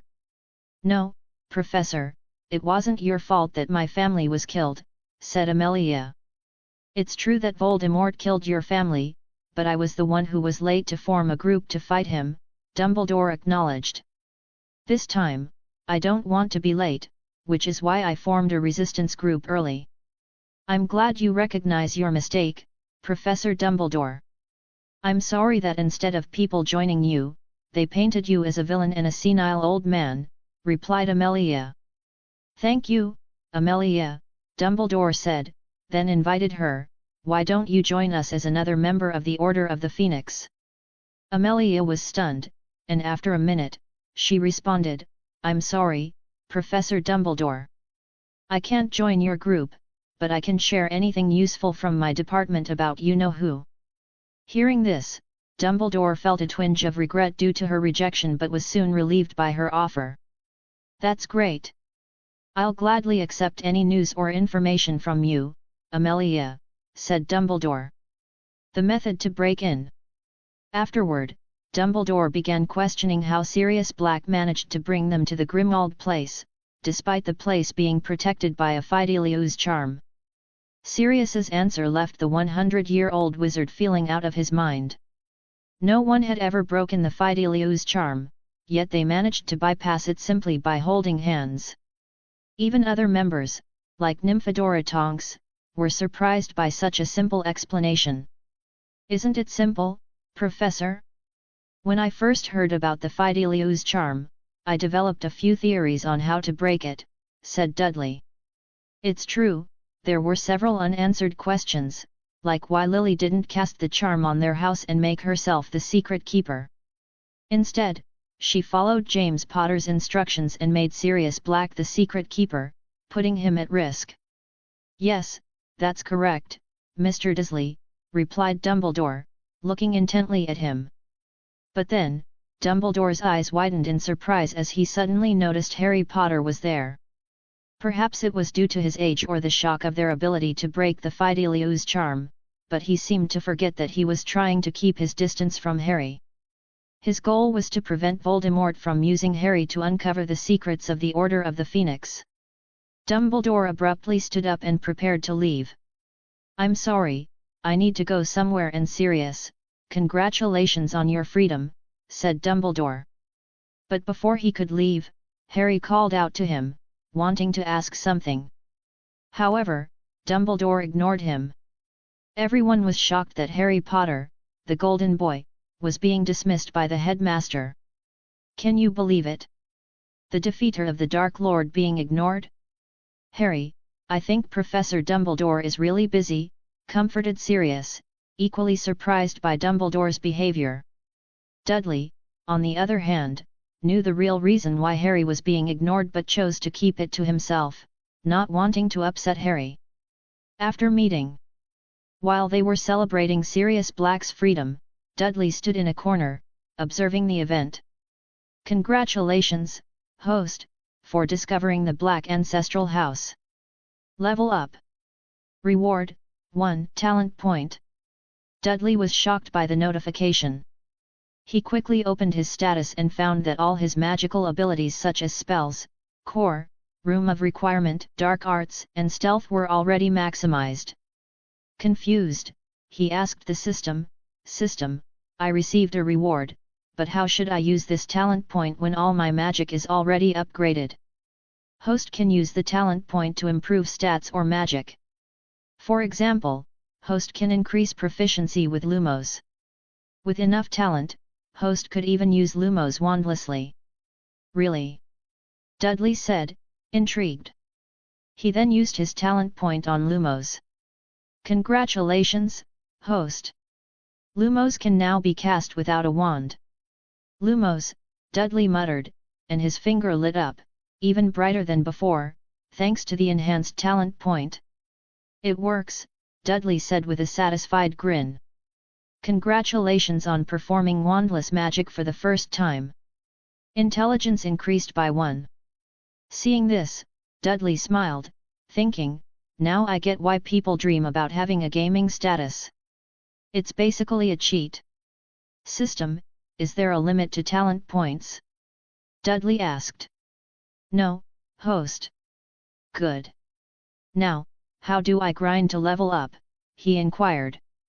"There are many ways to increase your level: finding hidden places, defeating enemies, reading, studying, brewing potions, and more."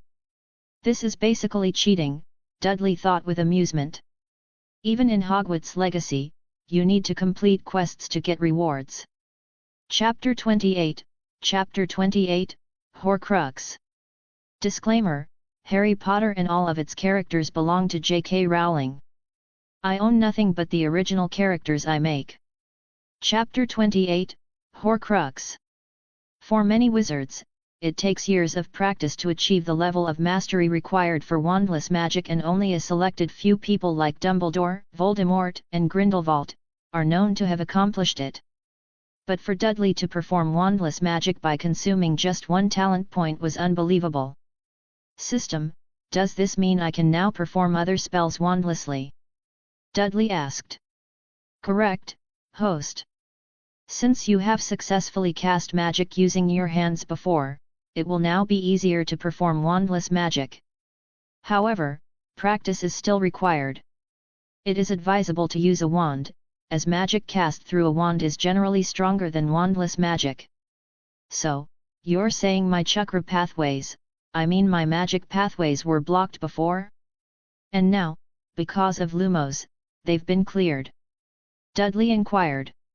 He had read a few Chinese novels and knew that, in some martial arts, the body's pathways had to be unblocked for the flow of energy, or qi, which the same logic might apply in Potterverse.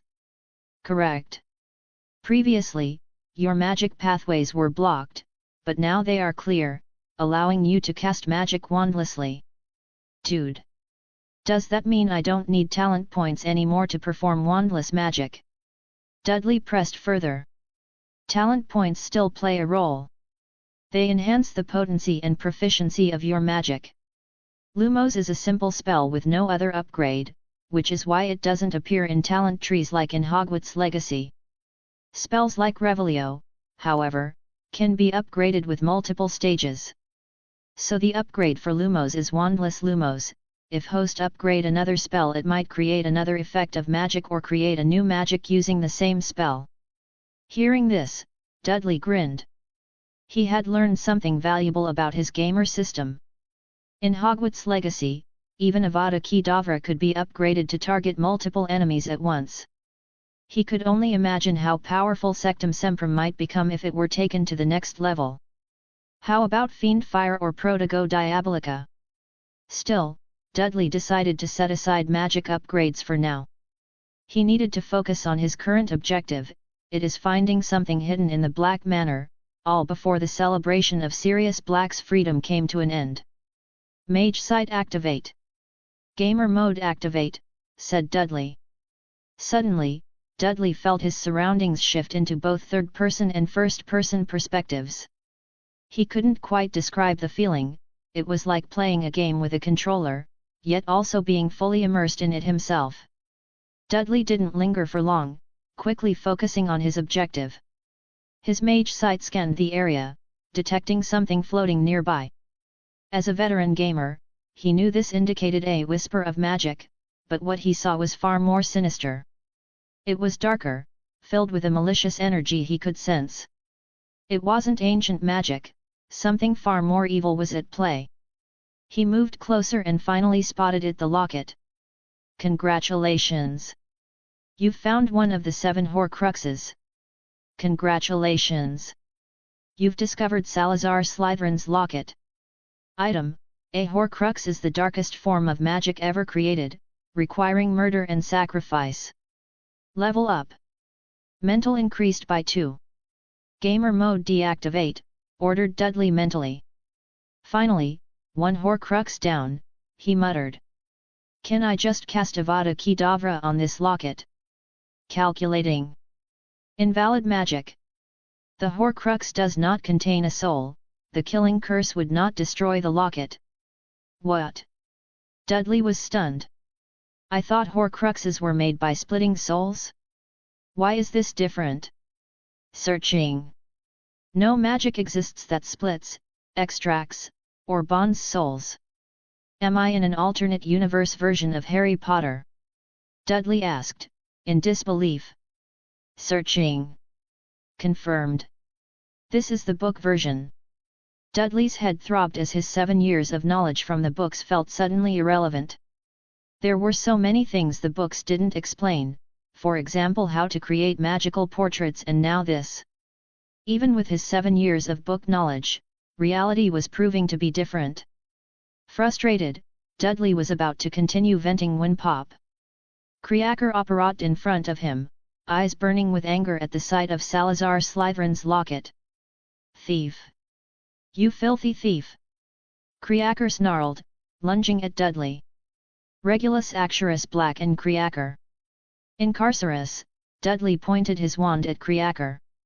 I'm sorry, House Elf, I didn't mean to steal this, but this locket is very dangerous and needs to be destroyed. Dudley knew Creaker's weakness and he believed Creaker would always be near the locket, which is why he phrased it that way, and he was proven correct. Creaker, who had been grumbling and cursing Dudley from the floor, was stunned. He had long wanted to destroy the locket but had failed miserably. You can destroy the locket? Creaker asked in disbelief. I know how to destroy it, and it really needs to be destroyed, Dudley replied. Please, destroy the locket, sir, Creaker begged. I will, but first, can you tell me how the House of Black came into possession of this locket? Dudley asked. I can sense something sinister in it, and it must be destroyed. Creaker suddenly burst into tears, memories of his master being attacked by Inferi flashing through his mind.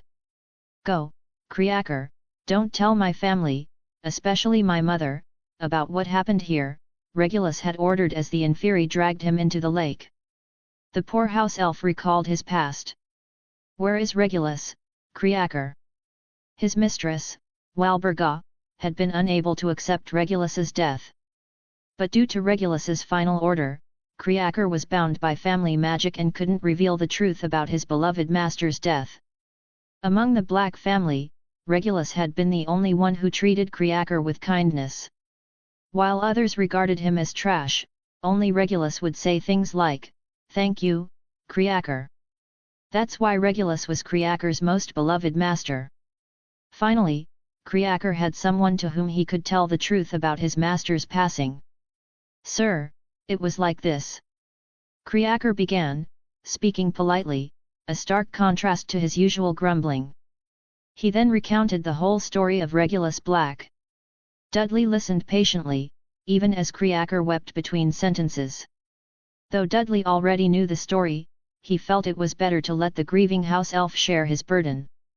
After about 15 minutes, Creaker finished. So, your master asked you to destroy this locket? Dudley asked again. Yes, but I used all my magic and failed to carry out Master Regulus's final order, Creaker replied. I know a way to destroy it, and I believe you can do it with my help, said Dudley. Really? Creaker's eyes lit up. Yes, and I can also recover your Master Regulus's body so it can be buried properly, Dudley offered. Hearing this, Creaker felt a wave of happiness. He could finally fulfill his master's last order and give Regulus a proper burial.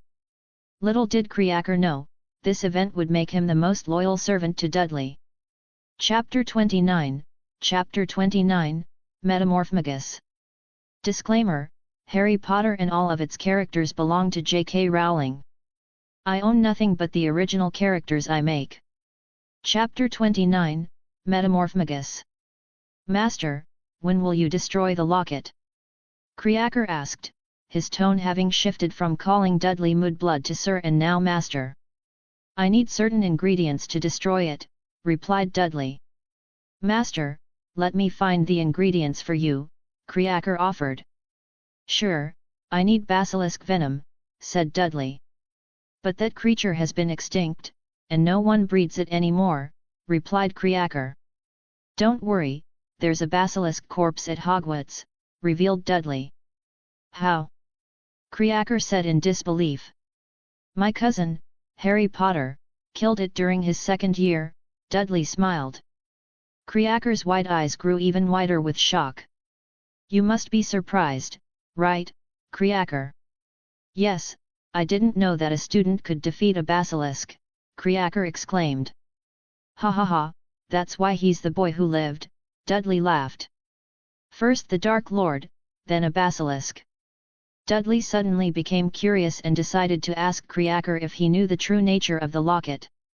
Creaker, do you know why your master wanted you to destroy this locket? Dudley inquired. My master said it needed to be destroyed to kill the Dark Lord, Creaker revealed. That's true, but there's more than one locket, Dudley explained. What? You mean there's more than one? Creaker was astonished. Regulus was a great man. When he saw and heard about this locket, he immediately understood the dark magic within it, Dudley continued. Yes, Master Regulus was a great wizard, Creaker beamed with pride. You remember, I told you my cousin defeated a basilisk during our second year? Dudley asked. Yes, I remember, Creaker replied. Well, this thing is actually a Horcrux, Dudley revealed. A Horcrux, yes, I remember my master mumbling that word, Creaker agreed. That means there are more than one. There are 7 Horcruxes that need to be destroyed before we can kill the Dark Lord, Dudley said, watching Kreaker digest this new information. 7. Kreaker exclaimed. Yes, and 2 have already been found. There are 5 more Horcruxes that we need to locate. Dudley moved closer, extending his hand. Will you work with me until all 7 Horcruxes are found and destroyed? Or do you just want to destroy this one? I. Kreaker remembered his master before he died. Kreaker, I've found the way to destroy the Dark Lord, Regulus had said. Master, Kreaker had replied, is this locket the key to destroying him? Yes, it's a Horcrux, Regulus confirmed. If Master wishes, let Kreaker drink the water again, Kreaker had eagerly offered, happy to help Regulus, unlike the time he was forced by Voldemort. No, Kreaker, I will drink it, and you must take this locket, Regulus had ordered. Kreaker. Dudley said, shaking him gently, snapping him out of his memories. Sorry, Master, I was just remembering, Kreaker apologized. I will follow you until all the Horcruxes are found and destroyed. My master only found one, and I don't want his sacrifice to be in vain. Confession. Kreaker. Master, I need to tell you something about the Malfoy family, said Kreaker. What's wrong with the Malfoys? Asked Dudley. I went to Lady Narcissa Malfoy and offered her my help, Kreaker confessed. Hey!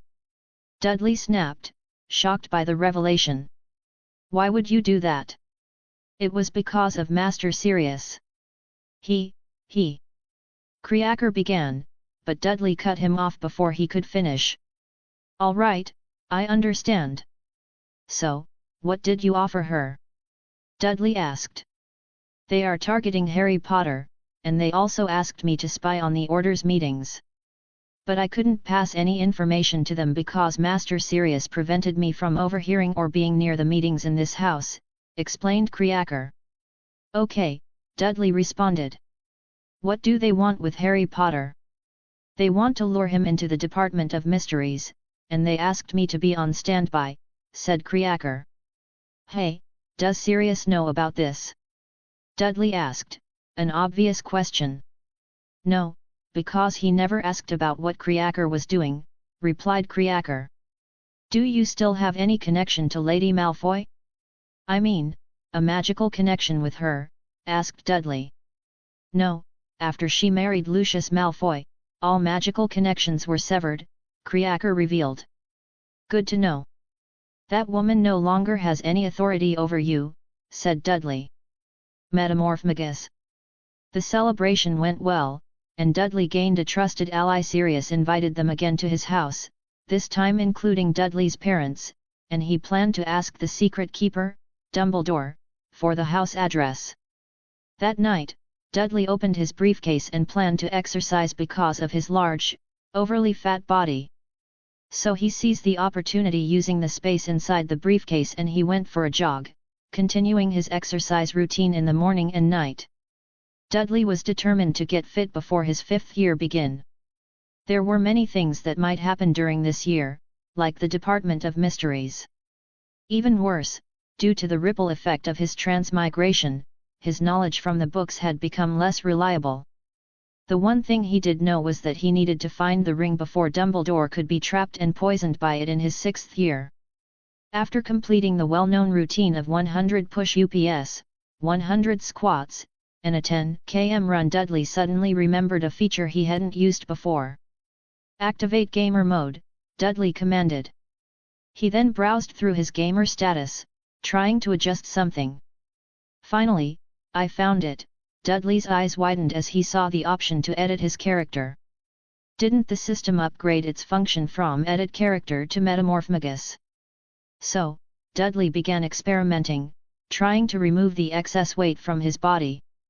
140 kilograms, 130 kilograms. Confirm. Yes. Gamer mode deactivate, Dudley commanded in his mind.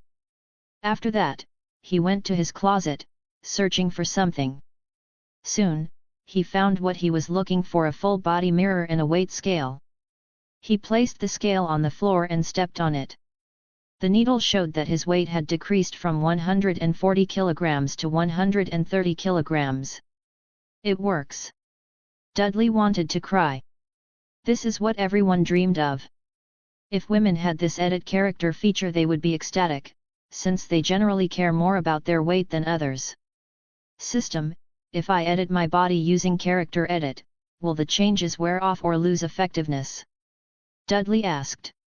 No, using the edit character option will result in permanent changes. Using Metamorphmagus lasts for 3 hours before it wears off. The host has access to both abilities, edit character and Metamorphmagus. Chapter 30, Chapter 30, Prophecy. Disclaimer: Harry Potter and all of its characters belong to J.K. Rowling. I own nothing but the original characters I make. Chapter 30, Prophecy. Voldemort POV. After the Dark Lord's return, Severus was sent by Dumbledore to become a spy. Upon arriving, he was greeted with several cruciatus curses from Voldemort. His mind was invaded by legilimency. However, being the most skilled spy and an expert in occlumency, he managed to deceive the Dark Lord.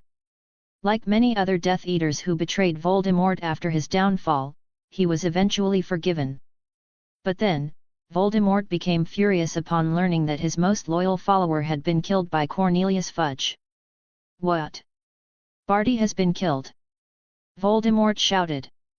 Yes, my lord, replied Snape, visibly shaken after enduring the Cruciatus curse. Did Dumbledore do it? No, Dumbledore is not the type to kill his enemies, Voldemort muttered, knowing Dumbledore well. It was Cornelius Fudge, Snape answered. Cornelius Fudge, murmured Voldemort in an angry tone. Malfoy, do you know anything about Cornelius Fudge? I do, my lord. He is one of those people who are fond of receiving bribes, replied Malfoy, who had escaped the Cruciatus because he had arrived earlier at the graveyard along with other pure-blood wizards. Bribes? Describe his personality to me, Voldemort demanded. If he's useless, we need to kill him. He has also killed my most loyal servant. Cornelius Fudge is the one who rejected Harry Potter's plea regarding Sirius Black's innocence. Malfoy explained everything to Voldemort, taking about 5 minutes. Long story short, this man isn't a good person and we can use him by giving a bribe. When will my lord lead our army to attack the Muggles like before? Malfoy asked. Crucio. Voldemort cast the curse on Malfoy, who did not attempt to evade or fight back. Master, why? Malfoy gasped after being tortured by the dark magic. Voldemort was furious with Malfoy and was barely able to contain his anger toward Severus Snape after learning that Barty Crouch had been kissed by a Dementor, rendering him in a state similar to death. Then Lucius Malfoy had the audacity to suggest a plan that could lead to Voldemort's downfall. Voldemort had just returned, and his forces were still limited.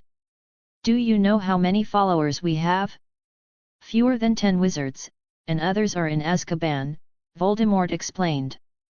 And with these few people, you dare to suggest we spread terror? Upon realizing his mistake, Malfoy froze in shock. I'm sorry, my lord. It was my small mind that failed to think ahead. Prophecy Hall. Severus, do you remember the prophecy you told me about before? Asked the Dark Lord. Yes, my lord, replied Severus Snape. I need the full contents of that prophecy, demanded Voldemort. I'm sorry, my lord, but it is Dumbledore who possesses the full prophecy, Snape said nervously. Voldemort grew angry and nearly cast the Cruciatus curse on him, but Snape quickly added, but I believe we can retrieve the prophecy from elsewhere. You mean, you have a way to obtain it? Voldemort asked. Dumbledore may have kept a record somewhere. I'll try to find out from him, Snape replied. Prophecy, thought Malfoy, remembering how Voldemort once tried to kill Harry Potter because of a prophecy. My lord, Lucius Malfoy interjected, I may know where we can find a record. Voldemort's interest peaked, and a wide smile spread across his face. "Tell me, how can we obtain it?" "In the Ministry of Magic, there's the Department of Mysteries. They keep records of prophecies in a section managed by the Unspeakables," revealed Malfoy, smiling, hoping to gain favor with the Dark Lord. Voldemort was momentarily stunned, then laughed. "Ha ha ha ha ha ha, good, good." He stared at Malfoy. "I order you to retrieve the prophecy about me and Harry Potter." Lucius, feeling relieved, nodded and left, while Snape was shocked. He wanted to return to Dumbledore before it was too late, but Voldemort held him back, waiting for Lucius to return with the prophecy. After an hour, Lucius returned with a pale face. "Where is the prophecy, Lucius?" asked Voldemort. "Department of Mysteries, flashback an hour ago." Lucius Malfoy sneaked into the Ministry, hoping that this mission would earn him the Dark Lord's full forgiveness. He was well aware that many Death Eaters, including himself, had betrayed Voldemort after his downfall. This betrayal had made the Dark Lord furious with them. Though Voldemort had accepted their return, they could still feel the lingering wrath and anger from their master. Lucius entered the Department of Mysteries and made his way to the Hall of Prophecies. There were thousands of orbs, and he had no idea how to find the prophecy concerning the Dark Lord. After searching for nearly 50 minutes, someone suddenly entered the hall. "Who are you?" asked a figure in a hood. It was an unspeakable who worked in the Department of Mysteries. "How dare you raise your wand at me?" warned Lucius Malfoy. "I am from the most prestigious pureblood family, the House of Malfoy." The unspeakable, being a half-blood, didn't care about Malfoy's pureblood status. Lucius, known in his youth for saying, "My father will hear about this," had luckily outgrown that phrase after his marriage. Otherwise, he might as well have been humiliated for not standing on his own merit. As an adult, Lucius no longer used his father's name to get his way. "I don't care who you are or what you're doing here. If you don't have official business, leave now," warned the unspeakable. Because of the unspeakable's attire, which concealed their face and identity, Lucius couldn't tell who it was or from which family they came.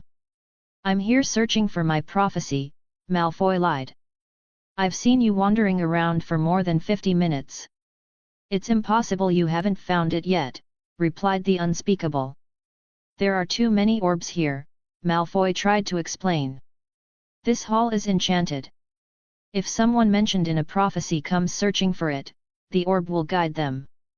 There's also magic in place that prevents anyone else from retrieving a prophecy. If they try, the orb will explode," the unspeakable explained. Malfoy was shocked by this revelation.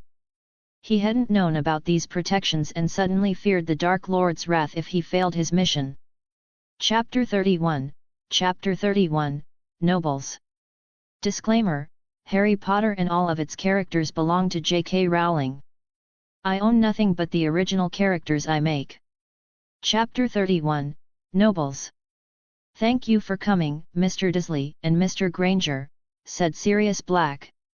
"You're welcome, and thank you for inviting us," replied Vernon Dursley. "Yeah, thanks. I had no idea Sirius Black was actually a wizard," added Mr. Granger. "Same here. I thought Sirius Black was the most dangerous criminal in the United Kingdom," Vernon joked. After 3 days of preparation, Sirius Black decided to invite both the Grangers and the Dursleys to his wizarding home. Their children had helped him when he needed it most. Hermione saved him from prison and Dudley saved him from an Auror. So today, as a gesture of thanks, he invited them all. Since the Grangers and the Dursleys were Muggles, they were excited to see a real magical household. Initially, they were delighted, but their smiles quickly faded when they stood in front of Walburga Black's portrait. "Black! How dare you invite these Muggles into this house? First, you brought that mudblood, and now you dirty it with filthy Muggles," the portrait screamed.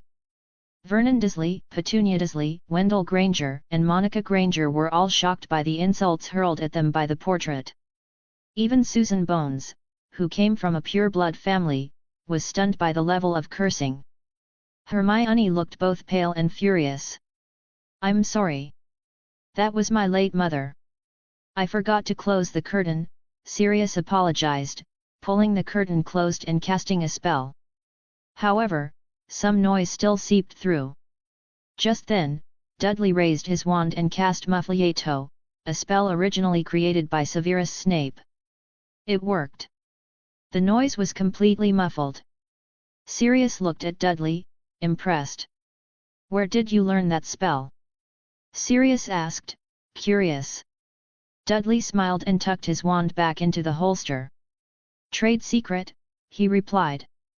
Sensing the awkward silence as his guests digested what had just happened, Sirius decided to explain.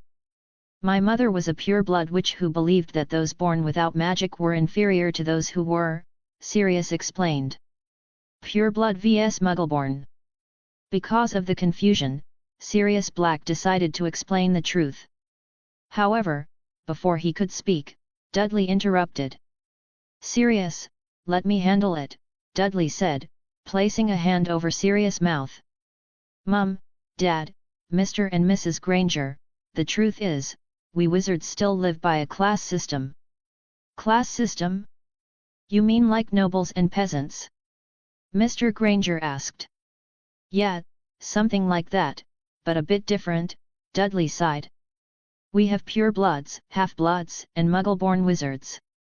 Muggleborns, like Hermione and me, are the first generation of wizards in our families and we don't inherit family magic. Hermione perked up, intrigued by the terms Dudley used, first generation and family magic. Pure-bloods, like Mr. Black here, have their own family history and magic, Dudley continued, turning to Sirius. Sirius, if I'm not mistaken, one of the traits of the House of Black is having a metamorphmagus in the family, right? That's right. How do you know about that? Sirius asked, but Dudley avoided answering. Another trait of the Black family is their looks. Those born into the family are often exceptionally good-looking, whether they're men or women, Dudley added. Well, I can't argue with that. Sirius grinned, glancing at Harry and winking. That's just one example, Dudley went on. Another is the Dumbledore family. They have powerful genes and are even contracted with a phoenix. A phoenix? Is that why Dumbledore has one? Harry asked, wide-eyed. Exactly, Harry, Dudley smiled. But before he could continue, Harry interrupted. But Dudley, you have a phoenix too. Dudley slapped his forehead. Harry, that's the one I caught. Dumbledore's phoenix is different. It is a phoenix who will only follow those who are worthy. Wait, you have a phoenix? Sirius Black asked, his question jolting everyone awake. The Dursleys looked hurt, they had never known their son had a phoenix. Yes, but let me finish first, Dudley said. All right, so purebloods have one big weakness compared to Muggleborns. What's the weakness? Susan Bones asked curiously. Based on my research, those born into pureblood families tend to have squibs more often. Meanwhile, Muggleborns don't face this issue or it never happened to them. Dudley explained, glancing at his parents, remembering they didn't know the term. A squib is someone born into a magical family but can't use magic. Oh, that must be painful, Petunia said, recalling her own pain when Lily turned out to be a witch while she wasn't. Exactly. Because of this weakness, purebloods often become extreme in their views against Muggleborns and even half-bloods. I've lost count of how many people have called me a mudblood, and I've seen others mocked as filthy half-bloods, Dudley revealed.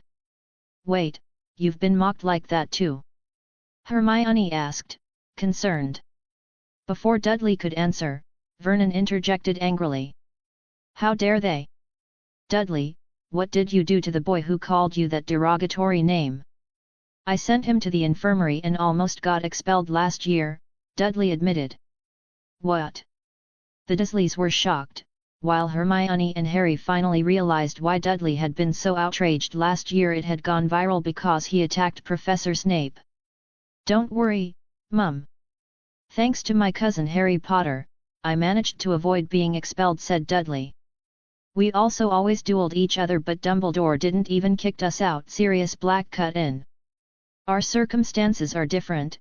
If you were being kicked out because you cast a curse towards Snape, who are half-blood, wouldn't your mother force Dumbledore to resign by using every resources of House of Black, said Dudley. Wait, do you cast a magic towards Professor Snape, asked Harry, and even Hermione looked at Sirius Black. Yeah, I hate that Snivellus. Sirius Black confessed his sin. Let me finish first my story, said Dudley, who became irritated on how many times his speech being interrupted. Okay, why I almost being kicked out is because I fought them hard and even hurting Professor Snape, said Dudley, and remember how with just 4th year's spell he could overpowered Professor Snape, who created his own spell, Master in Occlumency and even silent casting.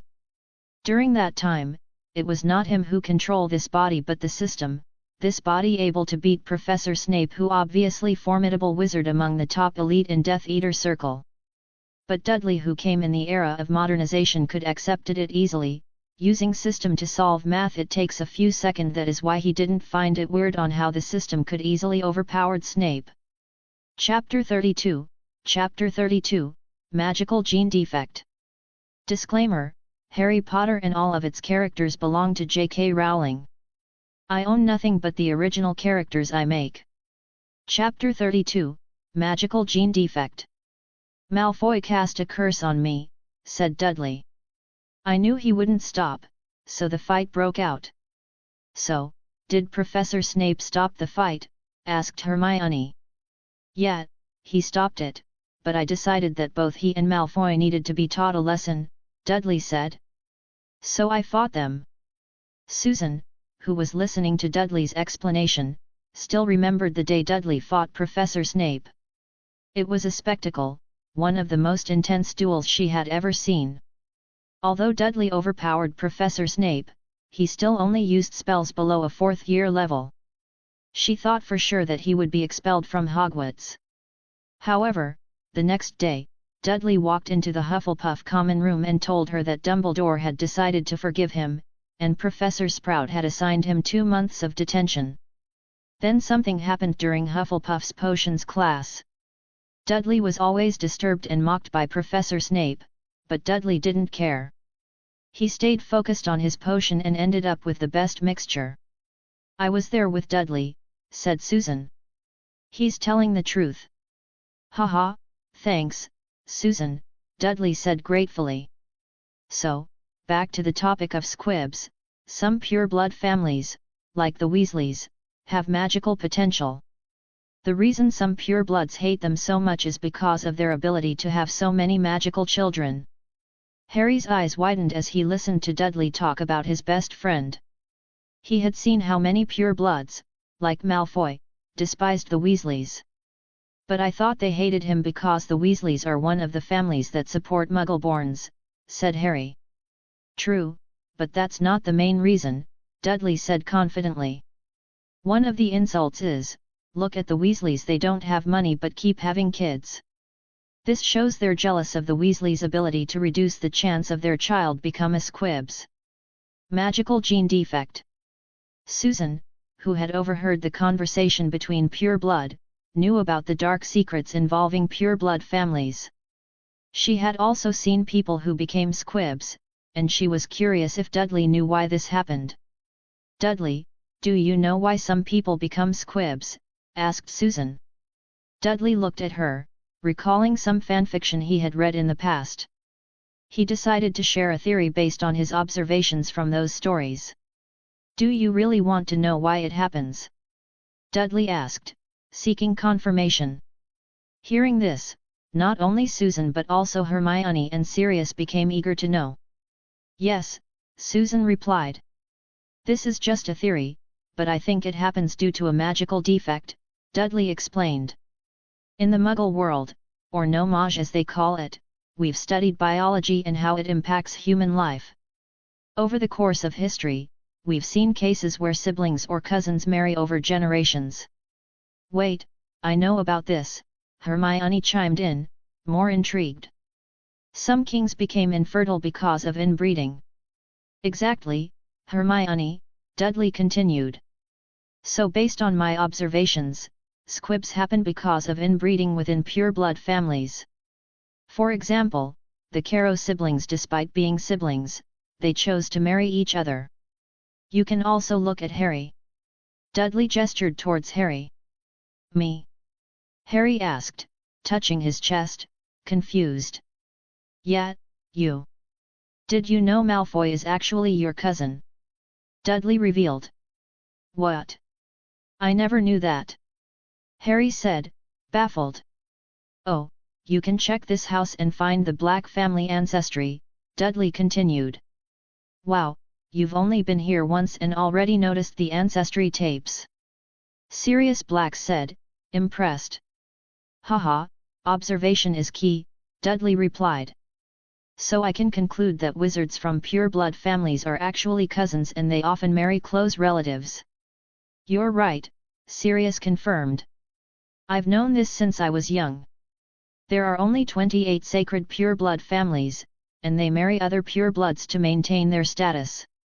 So cousin marriages happen, and sometimes they go to extremes, like the Caro siblings deciding to marry each other. If Muggles marry their siblings or cousins over generations, they often have disabled children. But for wizards, it's different, they're more likely to produce a squib, Dudley concluded. Susan and Sirius Black were deep in thought, while the Grangers, who were dentists, were even more amazed by Dudley's insight. Lily Evans, Harry's mother, was the first generation of wizards in her family. I believe if she were still alive and had 10 children, all of them would be wizards, Dudley said. Harry, hearing his mother's name, became more interested. Is that true, Dudley? Susan asked. It's just a theory, but you can see that many half-bloods are very powerful. Take Professor Dumbledore, for example. Harry is also extremely powerful, being able to repel Dementors at the age of 13. Another example is the Dark Lord himself, who is a half-blood, Dudley explained. Is it because of their genes? Hermione asked. Exactly. I believe you and I, Hermione, are first-generation wizards, or what some might call new blood. Our magical abilities might become a tool to save the magical population. Blood type. There's another theory about blood types, Dudley said. Blood types? What are those? Asked a confused Sirius Black. Susan looked equally puzzled. My blood type is AB and I believe yours is too, Dudley said, pointing at Hermione. How do you know my blood type? Hermione asked, shocked that Dudley knew something so personal like blood type. Because my blood type is AB, and I suspect that you, coming from a Muggle family, are also AB. Am I right? Dudley asked. But Hermione remained silent. She didn't know her own blood type. Yes, Hermione's blood type is AB, Mrs. Granger chimed in. Mom, when did I ever get a blood test? Hermione asked, surprised. When you were a baby. We had some health concerns and decided to do a DNA test, which also revealed your blood type, Mrs. Granger replied. Blood test? Dudley thought. Something seems off here. Did Mr. Granger suspect Hermione wasn't his daughter? Ahem, Mr. Granger cleared his throat, trying to change the topic. My blood type is B, and my wife's is A, so our daughter is AB. All right, I see, Dudley said with a knowing smile, understanding what Mr. Granger was trying to cover up. Chapter 33, Creaker. Disclaimer, Harry Potter and all of its characters belong to J.K. Rowling. I own nothing but the original characters I make. Chapter 33, Creaker. Now, back